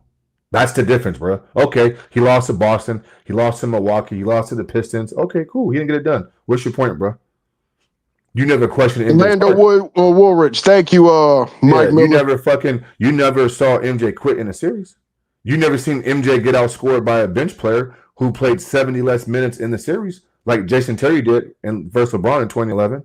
You never saw Jordan walk off the fucking court and take his jersey off and throw it in the stands and say, I'm out. Right, exactly. So losing, you know what I'm saying? I think losing in sports builds character, and I think it's a lesson in sports. Yeah, you don't want to make a habit of losing, but I think to become a big-time, strong, elite winner, you got to feel the pain of losing because that's going to counteract your winning, and you don't want to feel that pain of losing. And so losing is not the worst thing. See, I kind of, Martavian, I'm going to put more emphasis on guys who have had major, losses, but sometimes how they bounce back and come back moving forward and learning from those losses, I can appreciate that more if that makes sense. I can see your point. You know what I'm saying? Not saying losing is what we need to be doing because it's not. But I'm saying MJ had to fight through the Boston Celtics. He had to fight through the Detroit Pistons. Did y'all forget that Scottie Pippen had a migraine and his pops had passed away maybe I think a few days or a week before Game 7 versus the Pistons? Did y'all even know that, bro? Like, there was an interview out there where it's Phil, it's Scotty, they're all sitting down, and Pippen's dad passed away, bro, before Game 7. And he had a migraine. But and Jordan didn't make no excuses, bro. He lost, but he's right there. And he didn't trade Scotty away. He didn't trade all his players away. He came back, and guess what? They put in more work. They got better. They got stronger. They got tougher. Jordan got more physical. And Jordan went from getting punishment dished out to him now he's the one dishing out punishment at the rim on the Pistons. Well, let's go back. Yeah. Let's go back because Jordan was asked about that Game 7 loss, and he said it will be unfair for you to pin that loss on Scottie Pippen. We win as a team. We're going to take our losses as a team. We all could have did something different to keep from getting beat in Game 7. We lost to the better team. We just have to learn from this, and we have to execute so that we can be on the same level as the Detroit Pistons, end quote. Yeah. There you go. He would never allow the media to fucking set forth a narrative or an agenda about one of his teammates. You want to know why? Because MJ knew there would be a time moving forward where he's going to need Scottie Pippen. So he's not going to allow Sky to get chewed out and get cremated in the media, which would kill his confidence. Let's not forget, Scotty was still young back then. He came in 87, I believe, 87. So Scotty wasn't no 4 or 5 year veteran at the time, bro. So MJ had to somewhat, like, I'm not going to say coddle him, but as the best player, hey, bro, like, yeah, we'll take that. No. That's not how I know Scotty. Jordan knew what he had in Scotty, bro. He just had to get it out of Scotty. And you saw when he got it out of Scotty, nigga, they won 6 and 8 years, bro. Fuck is y'all talking about, bro? Ultimate leader, bro. Listen, I don't know if there's a better leader in sports than Michael Jordan, bro. And then when he came back in 95 and they were talking about his contract, he said, Scottie Pippen needs to be making the same amount of money I'm making. Yep. If Sure it's did. $30 million for me, it should be $30 million for Scotty. In another interview, they said, how does it feel to be the best player in the league? He says, I'm not even my best player on my own team. That's Scotty. Damn, bro. And also too, let me come off the top ropes, bro. In his Hall of Fame speech, before MJ even mentioned his mama or his daddy who passed away, what did he say, Martavian? It wasn't just Whenever me. you see me, You saw saw Scottie Pippen. That's the first thing he said, bro. You didn't just see me. You saw Scottie Pippen. Every If that's not championship. the ultimate compliment, bro, I don't know what is, Martavian. Well, but then when the last dance come out, you want to menstruate and talk about why'd you show the fact that I didn't go in with 1.7 left? Why'd you do that? That was unfair. And now Phil Jackson is a racist. He never let me get a last shot. But what people fail to realize is he got 2 shots before the Tony Kukoc hit the game winner. Yeah. That's So why are you saying this shit now when you didn't say that after the game? You were sitting there in the post game on WGN crying like a bitch because Cartwright bitched you out after the game and said that that's poor leadership. You gave up on us, Scotty, to the point of tears. He's crying to Scottie Pippen, telling him you gave up on us. And he told him to apologize. And you see Scottie Pippen in the post game with the red puffy eyes talking about he's sorry. And it would never happen again. But then in the last dance, did he not say if he had to do it again, he'll do the same thing? Get out of here, Scotty. This is why I can't take you serious. 1 minute he says that LeBron James is the best player he's ever seen, and then the next segment, there's not one game that I would go in without Michael Jordan. And everybody looking at him, but you just said, he's like, no, I didn't. Fuck out of here.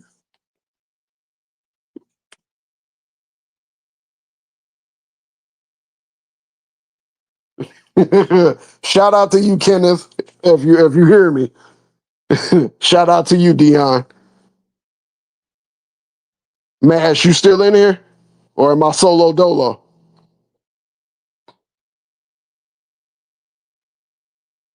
All right, then let's start reading some of the chat. Yeah, I'm still here. Oh, there bro. you are. Oh, cool. My bad. I thought thought you left me. Dryer. Oh, okay. No, you're right, bro. Yeah. Scotty been inconsistent, bro. And I believe Scotty when he says what he says about MJ when it comes to, him being the best. Like, I think Scotty believes it. I think he knows it. He's seen it firsthand. I think the other shit that you talked about, how him saying one thing and then saying something else, that's just him being vindictive. But deep down inside, bro, like, he knows who MJ was, bro. He does. He was the one that had his Air Jordans, not his Pippen Enforcers, his Air Jordans in the air, pointing at the heel, talking about, come here.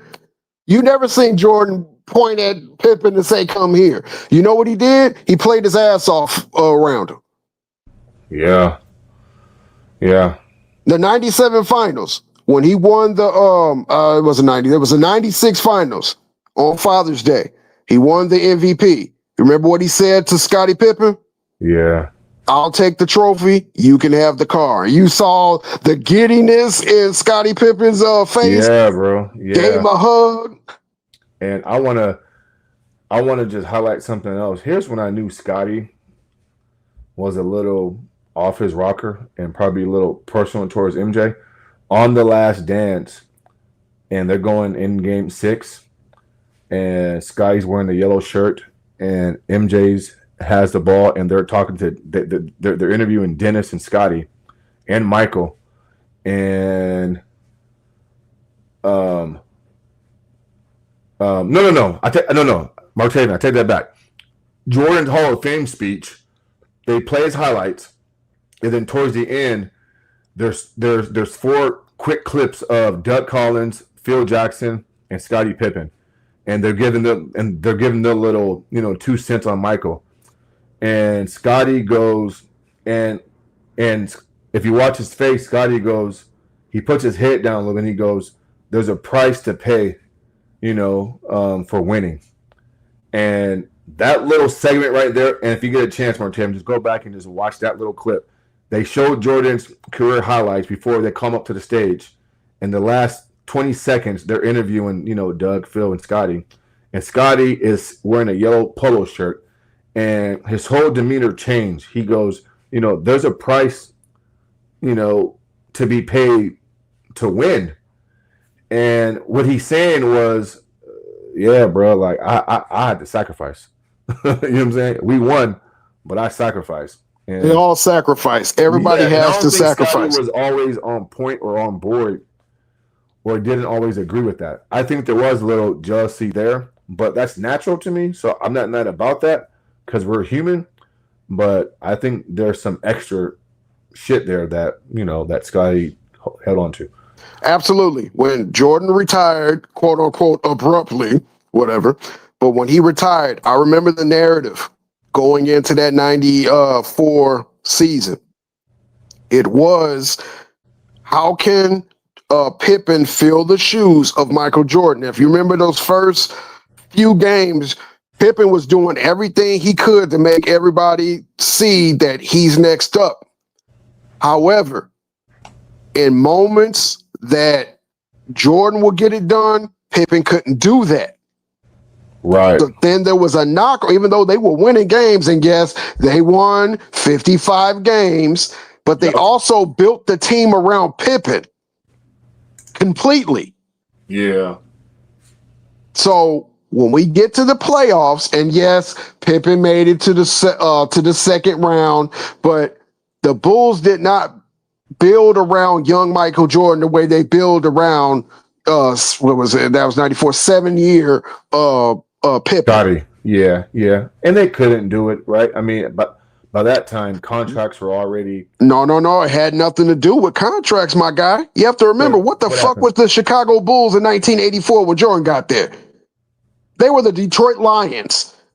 They were and even the Cleveland Cavaliers was a better franchise than the Chicago Bulls. They were not picked to do a goddamn thing when Jordan arrived. They didn't even pick the man up from the airport. No, so Martavian, what I'm saying is this. I think when Jordan came in '84, I think it was after they knew who he was in those young days, and okay, we got a winner here. You can start to build around him and kind of set the way you want to play basketball around him, like and that took some years, obviously. But I think when Jordan retired after beating the Phoenix Suns, the Bulls had already drafted Kukoc, but he came over that next year, right? If I'm not mistaken, I could be wrong right there. Yeah, so he was drafted in '93, came over in '94. Yeah, but I don't think the Bulls could have built around Scotty the way, because I think it was two different situations, and I think the individual skill set, and I'm about to say something, and I'm just assuming here, and I could be totally wrong here, bro. Or you know what? I'll ask you. Do you honestly think the Bulls? I think the Bulls knew MJ was going to come back at some point. I think that was temporary, and so I think building around Scotty and to his strengths, one, it doesn't guarantee you a championship because he's not MJ, and two, like we know MJ's coming back. I'm glad you said that. You probably my opinion, Martavian. I could be wrong though, but I think they knew he was coming back. Remember Jordan's first retirement speech, what he said. And he went on and said about the drive and the loss of his father, and he's not motivated, and this, that, and other. And then the first question that was asked to him was asked, if I'm not mistaken, by Skip Bayless, I could be wrong, but said, is this a temporary retirement? Yeah. Jordan didn't either shut the door or add to it. He said, I don't know. My feelings might change. Right. Yeah. Yeah. So, and to be fair with what you're saying, maybe, just maybe, they're like, well, if he does come back, let's build around Pippen on multi-year contracts. And see, this is why that whole contract situation with Scottie Pippen was so fucked up. Yeah, because Scottie could have got his money. Yeah, he could have got exactly. Yes, agree. But he was impatient, and I don't want to hear they were poor. When your own management of the team tells you you might want to wait, and you say, no, I want mines now, I can't blame the organization for that. No, you can't. They went out and got people, players around the league that other teams gave up on. Luke Longley, Ron Harper. People viewed Ron Harper like his game was over after the knee injury and with the Clippers. The Clippers. Yeah. Because remember, he's an NBA Jam legend. It was him and Danny Manning on those Clipper teams on that first NBA Jam. Mm-hmm. You know. Yeah. He's on fire. Right. Steve Kerr was considered a journeyman. Yep. Just a shooter. That's it. Already said Luke Longley. Bill Weddington. Bill Weddington. They got John Sally. They got yeah. No, John Sally didn't come until 96. Okay. 96. Yeah, so they had the roster. Kerr? Steve Kerr, yeah. Steve Kerr, Harper, Weddington, and Longley came in 94. Okay, gotcha. Okay. So, what the hell is Dion talk about? I think you're repeating. Cook until MJ. Oh, okay. The fuck? So MJ 37 and 37.1 points ain't cooking. Okay, what the fuck do I know? Anyway, right, his fucking second year in the season, 37 points. I think that was the third year. First season, second season he was injured. Third season he averaged 37.1. Because second season is when he dropped 63 on the. Is that when he broke his leg his second season? Yeah. So he only played 17 games in the second season. I'm not gonna lie, bro. This nigga Martevin know everything, bro. I don't know everything. I'm just no. That's a compliment, bro. Like you on your shit, bro. I played a lot of basketball games. I watched a lot of shit. And it's kind of hard to forget what you saw with your own two eyes.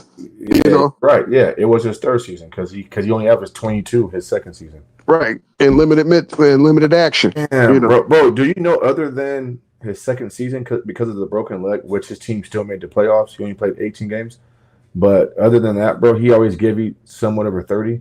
I mean, 95 season when he came back, he averaged 26, but. God damn, Michael. His shooting splits was trash because he was in a baseball body. Yeah, he was. Yeah, that's right. But he still hit a game winner in his second game, dropped double nickel in his fifth game. So it's like the Jordan was in there. And his last two seasons in Washington, this is crazy, bro. He shot 23 and 20 even. He shot 41% in 01-02, and he shot 44% in 02-03. But for his career, he's still right there at 49% shooting. God damn, bro.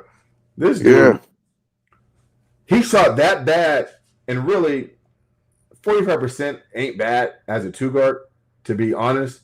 But that is crazy. He shot 41%. But before the knee injury, where they end up having to shut him down, he was way over 47. That's why Doug Collins sat him down, because he had like 4 or 5 games of shooting like shit. But he was trying to carry that young team to a playoffs. Yeah, he was, and right, he was on his way until that happened. Yep, they were 26 and 21. Everybody sits up there and talks about, LeBron James had the Lakers at the 4th seed before his phantom ankle injury, or it's what was that, his groin? Yeah, in 2019. Yeah, Jordan had the Wizards, who was known for being because they gutted the team after they made the playoffs and faced the Bulls in 97. Yeah. They sent Chris Webber to Sacramento for Mitch Richmond. Yep. And then they cut Mitch Richmond, and he ended up signing with the Lakers. He got him a ring. Good for you, Mitch Richmond. You was always one of my favorite players.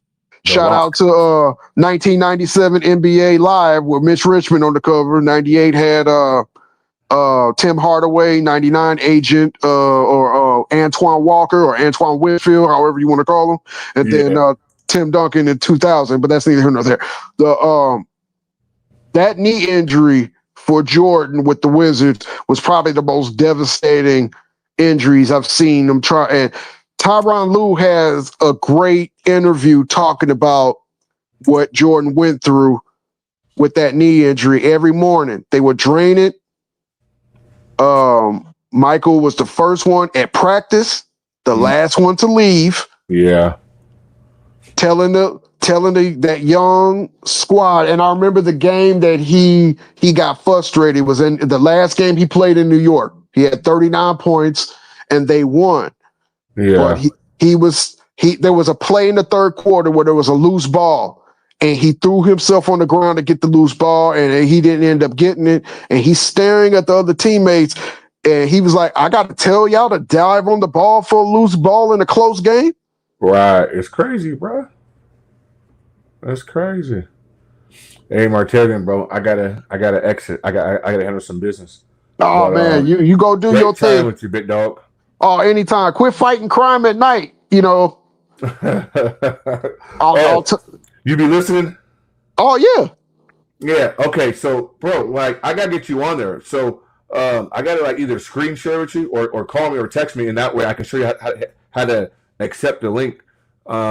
Because I think your voice will, bro. I want you to cook Ghost Town so bad, Oh, bro. I want to cook Ghost Town so bad. That motherfucker's on my menu. Please cook that dude, bro. I can't take him, bro. Hey, we be having some epic battles on that motherfucker, huh? I know. I'll be listening to you when I'll be at physical therapy, laughing my ass off. Woo, man, that should be classic, bro. All right, big dog. I'll catch you, man. All right. Yes, sir. So who's coming up to the stage? Come on, I need somebody to come up to the stage. And you're right. Ghost is easy work. His voice is very annoying. Very annoying. Every time that nigga open up his mouth, I get dizzy. Shit. You're right. Was it Black Dynamite? I get stupid listening to Ghost Town. I think everybody gets stupid listening to Ghost Town. Look, if he's not getting checks from fucking Clutch Sports, I don't know who is. To say the stupid type of shit, Ghost Town is, he used to be on Ticket Stream, but now he's on other streams spreading this goddamn propaganda. You know, this weak ass nigga had the nerve to say that LeBron James won a championship and it was called the Eastern Conference Championship. Said he won a championship before Wade. And I'm like, dude, when the hell did we start counting the Eastern Conference and the Western Conference appearances in the damn finals of championships? He called Bronny Young King? Are you kidding me? I can't wait till this dude that actually knows basketball cooks Ghost Town. Look, I've been wanting Ghost Town since he ran away from Tickets stream. And he did ran. He ran and took his talents to somewhere else. And look, the dude, it's like he idolizes fucking LeBron James to the point to where it makes my damn stomach burn. It's like it's like a dude that got a like borderline attractive chick, and he talking about something, she a bad bitch, and you looking at him like, no, the fuck this bitch ain't. You got her on the clearance rack at Walmart and shit, and you over here talking about she a damn bad bitch. Dude, get the fuck out of here. And I hope Ghost Town is listening too. And shit this nigga gonna ever talk about gonna make sense. Talking about he makes history every time he steps on the basketball court, so that makes him the king? Oh, dude, what? That makes no sense. Absolutely, bro. He said Bron won Eastern Conference Finals before Wade won the Eastern Conference Finals before LeBron. I don't think you're right. You're absolutely right. Because 06 is when my first son was born, and I was holding him in my arms when they won the championship. So that was 06, and then Bron went in 07, but the Spurs got rid of that ass real quick. And not because they played this great game, it's because there's this dude called Bruce Bowen that played cover 2 defense on LeBron James and just told him to shoot. And guess what? He couldn't do it. He shot 36.4%. If you're keeping track at home, that's 4 for every 11 shots. You make 4 shots for every 11 shots you take. And then everybody wants to say, but they were the better team. If LeBron James shoots 40% from the field, they win at least 3 games. Fucking Tim Duncan didn't play his best in the 07 finals. Zydrunas Ilgauskas had him on somewhat lock. The best players in that series was Parker and Ginobili. Imagine MJ or Kobe being guarded by LeBron, like LeBron was in 07. They'd average 47 points a game. Matter of fact, I can't even say that because there would have been a timeout called. The coach would have switched goddamn game plans after the fourth consecutive bucket that was hit. I've said this before. MJ and Kobe were hoopers that were athletes, while LeBron is athletes failing to play basketball. I like that, Black Dynamite. Well spoken. ESPN, aka TNT, is on now with Shaq, Barkley, Kenny, and Ernie. I gotta check that out. Meanwhile, Kobe was cooking Bruce Bowen. you were you got me with the smoker's call. Absolutely right. Bruce Bowen had his goddamn hands full trying to pull that same shit with Kobe, making him eat 40. Because remember, Bruce Bowen, once you get cooking, he'll try to throw that damn foot under your ankle. LeBron not over MJ, but he's over Kobe. You can get a lot of people that's going to argue with that. I can't particularly see it, but I don't know. We got somebody that says facts. Facts to what? Facts to Bron over Kobe? Is that Paul's 9228?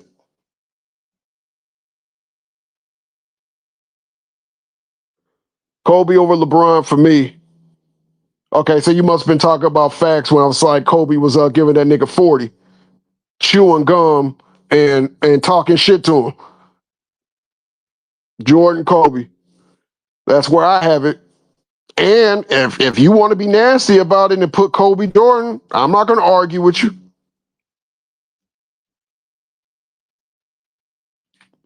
Kobe represented everything that I loved about basketball.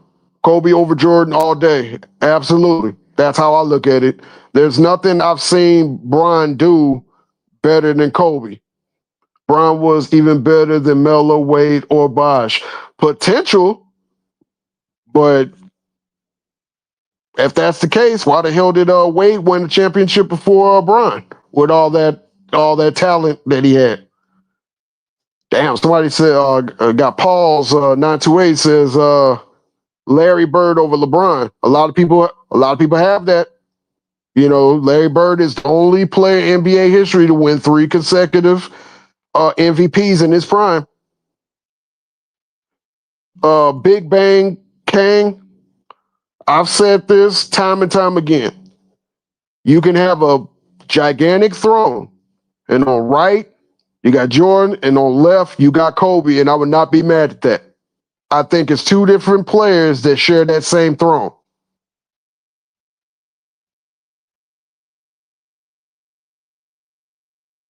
I mean, Bron wasn't better. Okay. We ain't done with, was it supposed to be shit or shy? Oh, you must be talking about the 90s, huh? I've never been done with the 90s. The 90s is where I learned to love the game of basketball. No matter what anybody says, you never forget your first love, no matter how much she treated you bad. We need more OGs like you speaking on the game because this generation is full of fans who just started watching basketball because most of these dudes go off of dudes who push narrative. Absolutely. I love the game of basketball. I played the game of basketball. I've watched my fair share of epic playoff matchups, regular season matchups. I fell in love with the game, and to watch how it has transitioned into what it has been, I can't do it.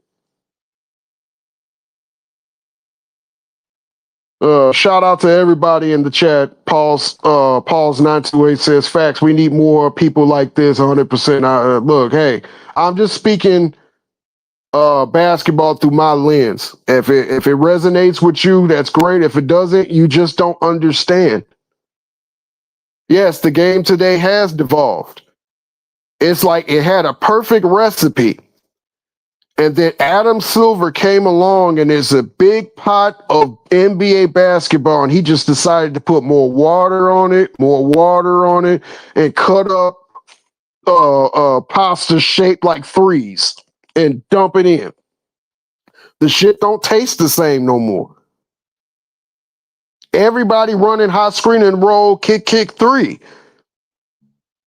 There's an old saying that styles make fights. I remember every team had their own style. These dumbass kids talking about we've done with the 90s. Go watch the 92 Knicks versus Bulls series and tell me today's players can handle that level of competitiveness and physicality. Absolutely. Motherfuckers are calling off school with toenail sickness and shit. And you come down the hole, you know you're getting fouled probably about 2 or 3 damn people. And then you got to go hit your free throws, and then you got to do it again. Got to get rid of Nick Wrong and Shannon Sharp and Clutch. Yeah, Nick Wrong is paid by Clutch. He's even admitted it now. He's comfortable enough where he can admit it now. I don't listen to Shannon Sharp because he's been on his knees for a long time. And we all know Clutch is ran by LeBron James. Today's game, you can travel, flop, and shoot 63 a game. Absolutely. Play NBA Jam in today's league. You can watch the 93 finals versus the Suns. Absolutely. Every game, even though it was very competitive, remember, the Bulls took every road game that series. Every road game. And they lost 2 at home. When did MVPs come more important compared to rings, especially to people? It became more important when you have star players and other players saying, yeah, I wish I'd have got an MVP. I don't care about the ring, but they had opportunities like King and Martin. He went to the finals back-to-back years, never won a ring. You know, you have Gilbert Arenas, who never did a goddamn thing in the NBA besides score 60 and bring a goddamn gun into the locker room, talking about some rings are not important. I don't know. LeBron started no rings matter mindset. Absolutely. No offensive creativity anymore. Just ISO pick and roll, driving kick and chuck threes. Bring back play styles, mid-range game, and dominant big man. Absolutely. I can't agree with you enough. Black Dynamite says, I miss Knicks patience, Heat's Knicks rivalries in the 90s. I'm glad you brought that up, Black Dynamite, because rivalries are the biggest thing that drove the NBA. We'll step to the side the teams that you just mentioned. We're forgetting about Cleveland and Atlanta hated each other. And in the West, you had a rivalry between the Suns and the Rockets. You had a rivalry between the Seattle Supersonics and Denver, Seattle and Utah, Utah and Houston, Houston and Portland before Clyde Drexler came over there. You had legitimate rivalries, Cleveland and Chicago, Chicago and New York. You had legitimately rivalries that every game seemed to mean something. You ain't if you see on that schedule the Knicks and you're the Pacers or the Heat or the Bulls, you think you're sitting out that game? Absolutely not. Legends of the games get disrespected because they trying to push LeBron over everybody. Dudes like Hakeem, Magic, Duncan, Kobe, and more get disrespected. Absolutely, because that's how you know it's the media. There's a few people that has repeated this statement. Basketball is the only sport where they disrespect the legends or those who played before them. You don't see people shitting all over Joe Montana, shitting all over Barry Sanders, Emmitt Smith. You see a little shitting of Deion Sanders, but that's a lot of media driven. And people shitted on Deion Sanders even back when he was playing, but even more now that he's back in the limelight. But that's far and in between. Well played, Big Bang Kang, Gretzky. In hockey, they don't ever shit on their past greats. They They measure you up to them, and that is the ultimate compliment. But apparently, when somebody says that they're chasing the ghosts in Chicago and doesn't even get nowhere near them, then the best thing for you to do, instead of admitting that you was wrong, you backtrack and then you try to tear down that man's error. Oh, that's how that works. Oh, okay. They respect greats in all other sports. Absolutely. I can't think of another sport where, what, do we got to go to cricket or soccer? I don't know, but I don't see that happening in there either. Basketball players don't even disrespect each other. They praise each other for the most part. For the most part, it be the fans and media. You know what? That's a different aspect that I didn't think about. But also, they don't want to be rivals anymore. It seems like the media tried to belittle Montana with Brady, his rings, saying he's better. But you remember, a lot of the players shut that shit down. So the media couldn't use that no more. Because remember when they tried to do the same thing with Patrick Mahomes and Joe Montana, that shit lasted for like one segment, and the players shut that shit down. They policed themselves. You know, Joe Montana was great for his time, but he also set the standard for someone like Brady to pass. And now Brady has a standard for other players to pass. Look, yes, records are meant to be broken. You know what I'm saying? If you got a basketball game, if you play Madden, what is the first thing you're doing when you go into season? You're looking at all the records you can break, and then you try to break them. If you come up short, that don't mean that the person that you're trying to break is a bitch ass nigga or you didn't play hard enough. No, it just means, hey, I didn't break it. But don't belittle the person that set the record. And going back to, all right, I got another comment. It says, LeBron called himself the GOAT and didn't want the smoke that came with it. Now he's trying to make excuses on why he's not winning. Absolutely. I need to literally paste that and put it on a goddamn t-shirt. That right there made me the GOAT. But guess what? You're not the one to hit the goddamn shot. Now I can see if you hit the shot on Draymond Green or on Iggy, but you didn't. Great point about the other leagues. MLB has even allowed all the stats from the Negro leagues to be introduced into the official records. Absolutely, and some of the things that we thought was records that were never going to be broke because they allowed the Negro league stats to come in there. Now we're seeing records that's going to be really hard to be broken. And yes, Big Bang Kang, it's just basketball. It's not that important. It's crazy. I don't get it. This man said that he is the GOAT. But then when you're asked to do GOAT things, we get told how old you are now. That don't make any sense. So we can sit up here and listen to how Michael Jordan went to the Wizards and he played like shit and all this other stuff. But then when we sit up here and say, well, you know, you have a team that's supposed to at least go to the Western Conference Finals, and you don't even get out the first round. Everybody was saying Lakers at 5, Lakers at 5, Lakers at 5. They were right, but it was really the Wolves in 5. And you're not allowed to get no smoke? Oh, that's right, because you got a broken knee because you ran into DiVincenzo. Oh, that's right. LeBron is now 2-12 in the last 14 playoff games with a two top 5 teammates in AD and Luka. I can't figure that shit out. Tell me any top 5 player that was on those Washington teams with Michael Jordan. I'll wait.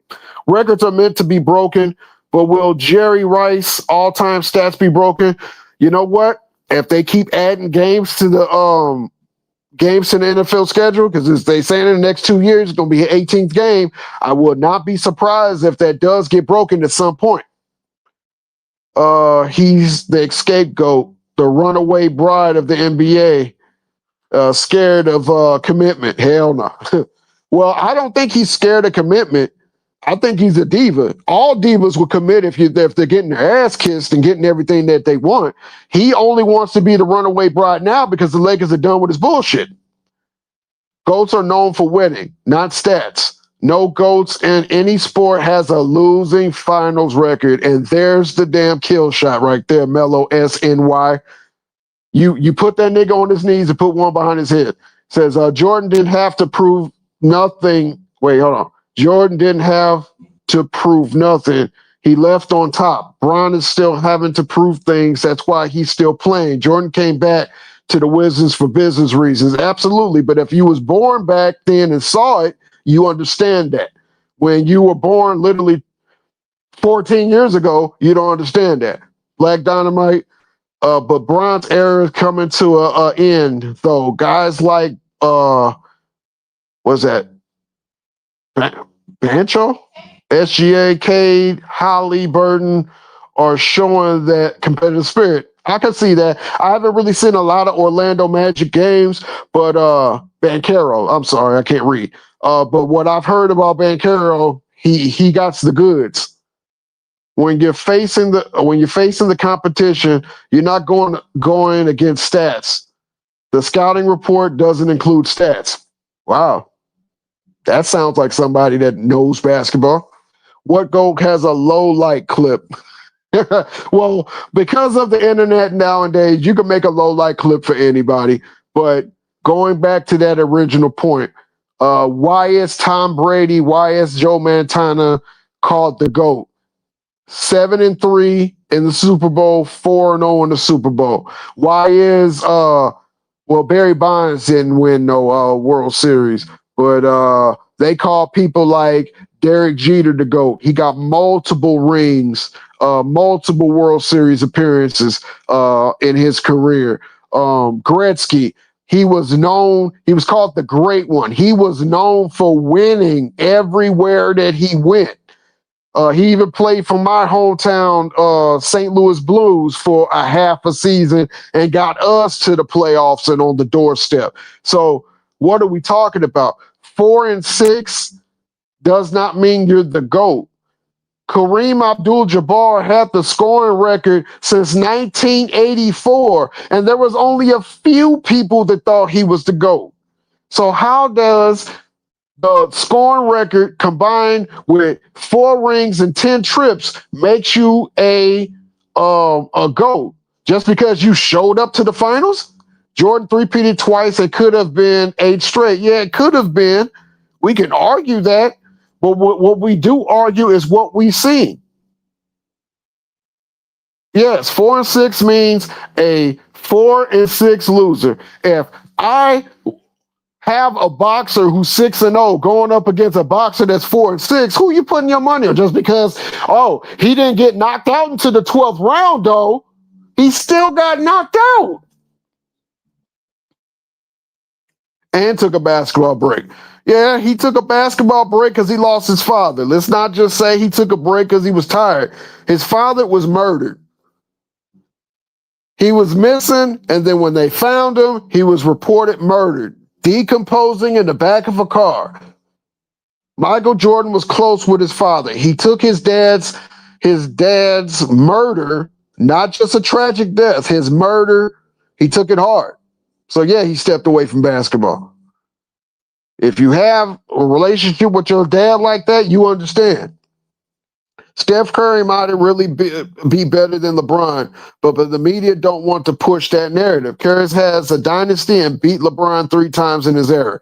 Well, when you speak that type of thing, then people want to break it down and say, oh, well, he had a super team, but keep this in mind.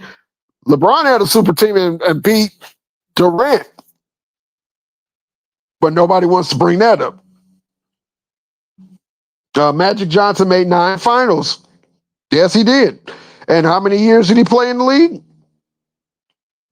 He was either in the finals, the conference finals, I think every year but 1 year of his career, if I'm not mistaken. I do know they got knocked out, maybe 2 years. I do know they got knocked out of the first round at least once, maybe twice.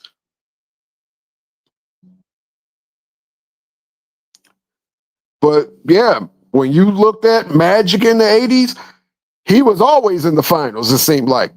Matter of fact, my very first finals, because my parents are LA fans, my very first finals I remember was the 88 finals.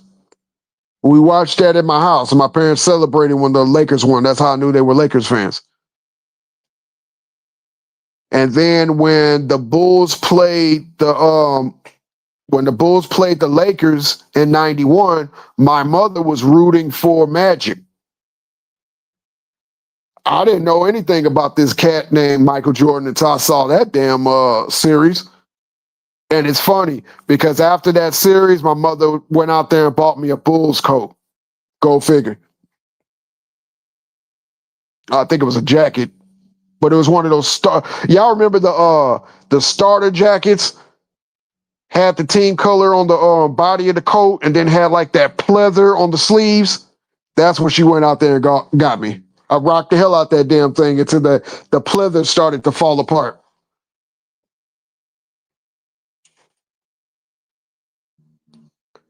But sports fans, I appreciate everybody.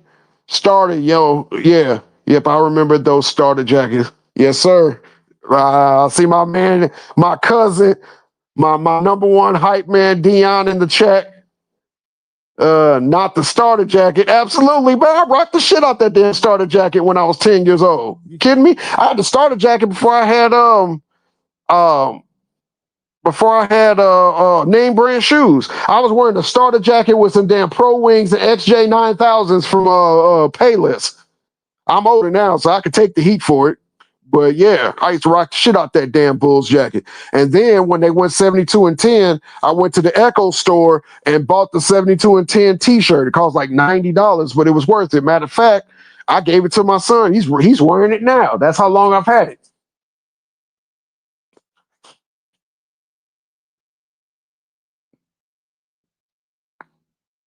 And then they used to have these T-shirts, whether it was baseball, basketball, or hockey, where it was like a cartoon version of the championship team, and they would have it in all white, and then all the players in like in a cartoon type of animation, and they would have the year they won and the name of the team. I had a lot of those shirts, but the thing about that, you couldn't really wear them because if you had to wash them, you got like 5 washes before that shit started to fade. And let's not forget the pennants that they used to sell at the gas station. Big head cartoon, absolutely Big Bang Kane. They used to have the pennants. They used to have that you used to get at the car wash. Had a lot of those. Kobe raised as a relatively unknown 13th pick is more impressive than the NBA elevated the rise of Kobe. Now, see, here's the thing. Kobe fell victim of one thing and one thing only. Nobody respected at that time high schoolers that go directly from high school to the NBA. At that time, the instant success was only one person, and that was Moses Malone. Now, the year before that, Kevin Garnett did it, and I want to say the Jermaine O'Neal did it a couple of seasons after that.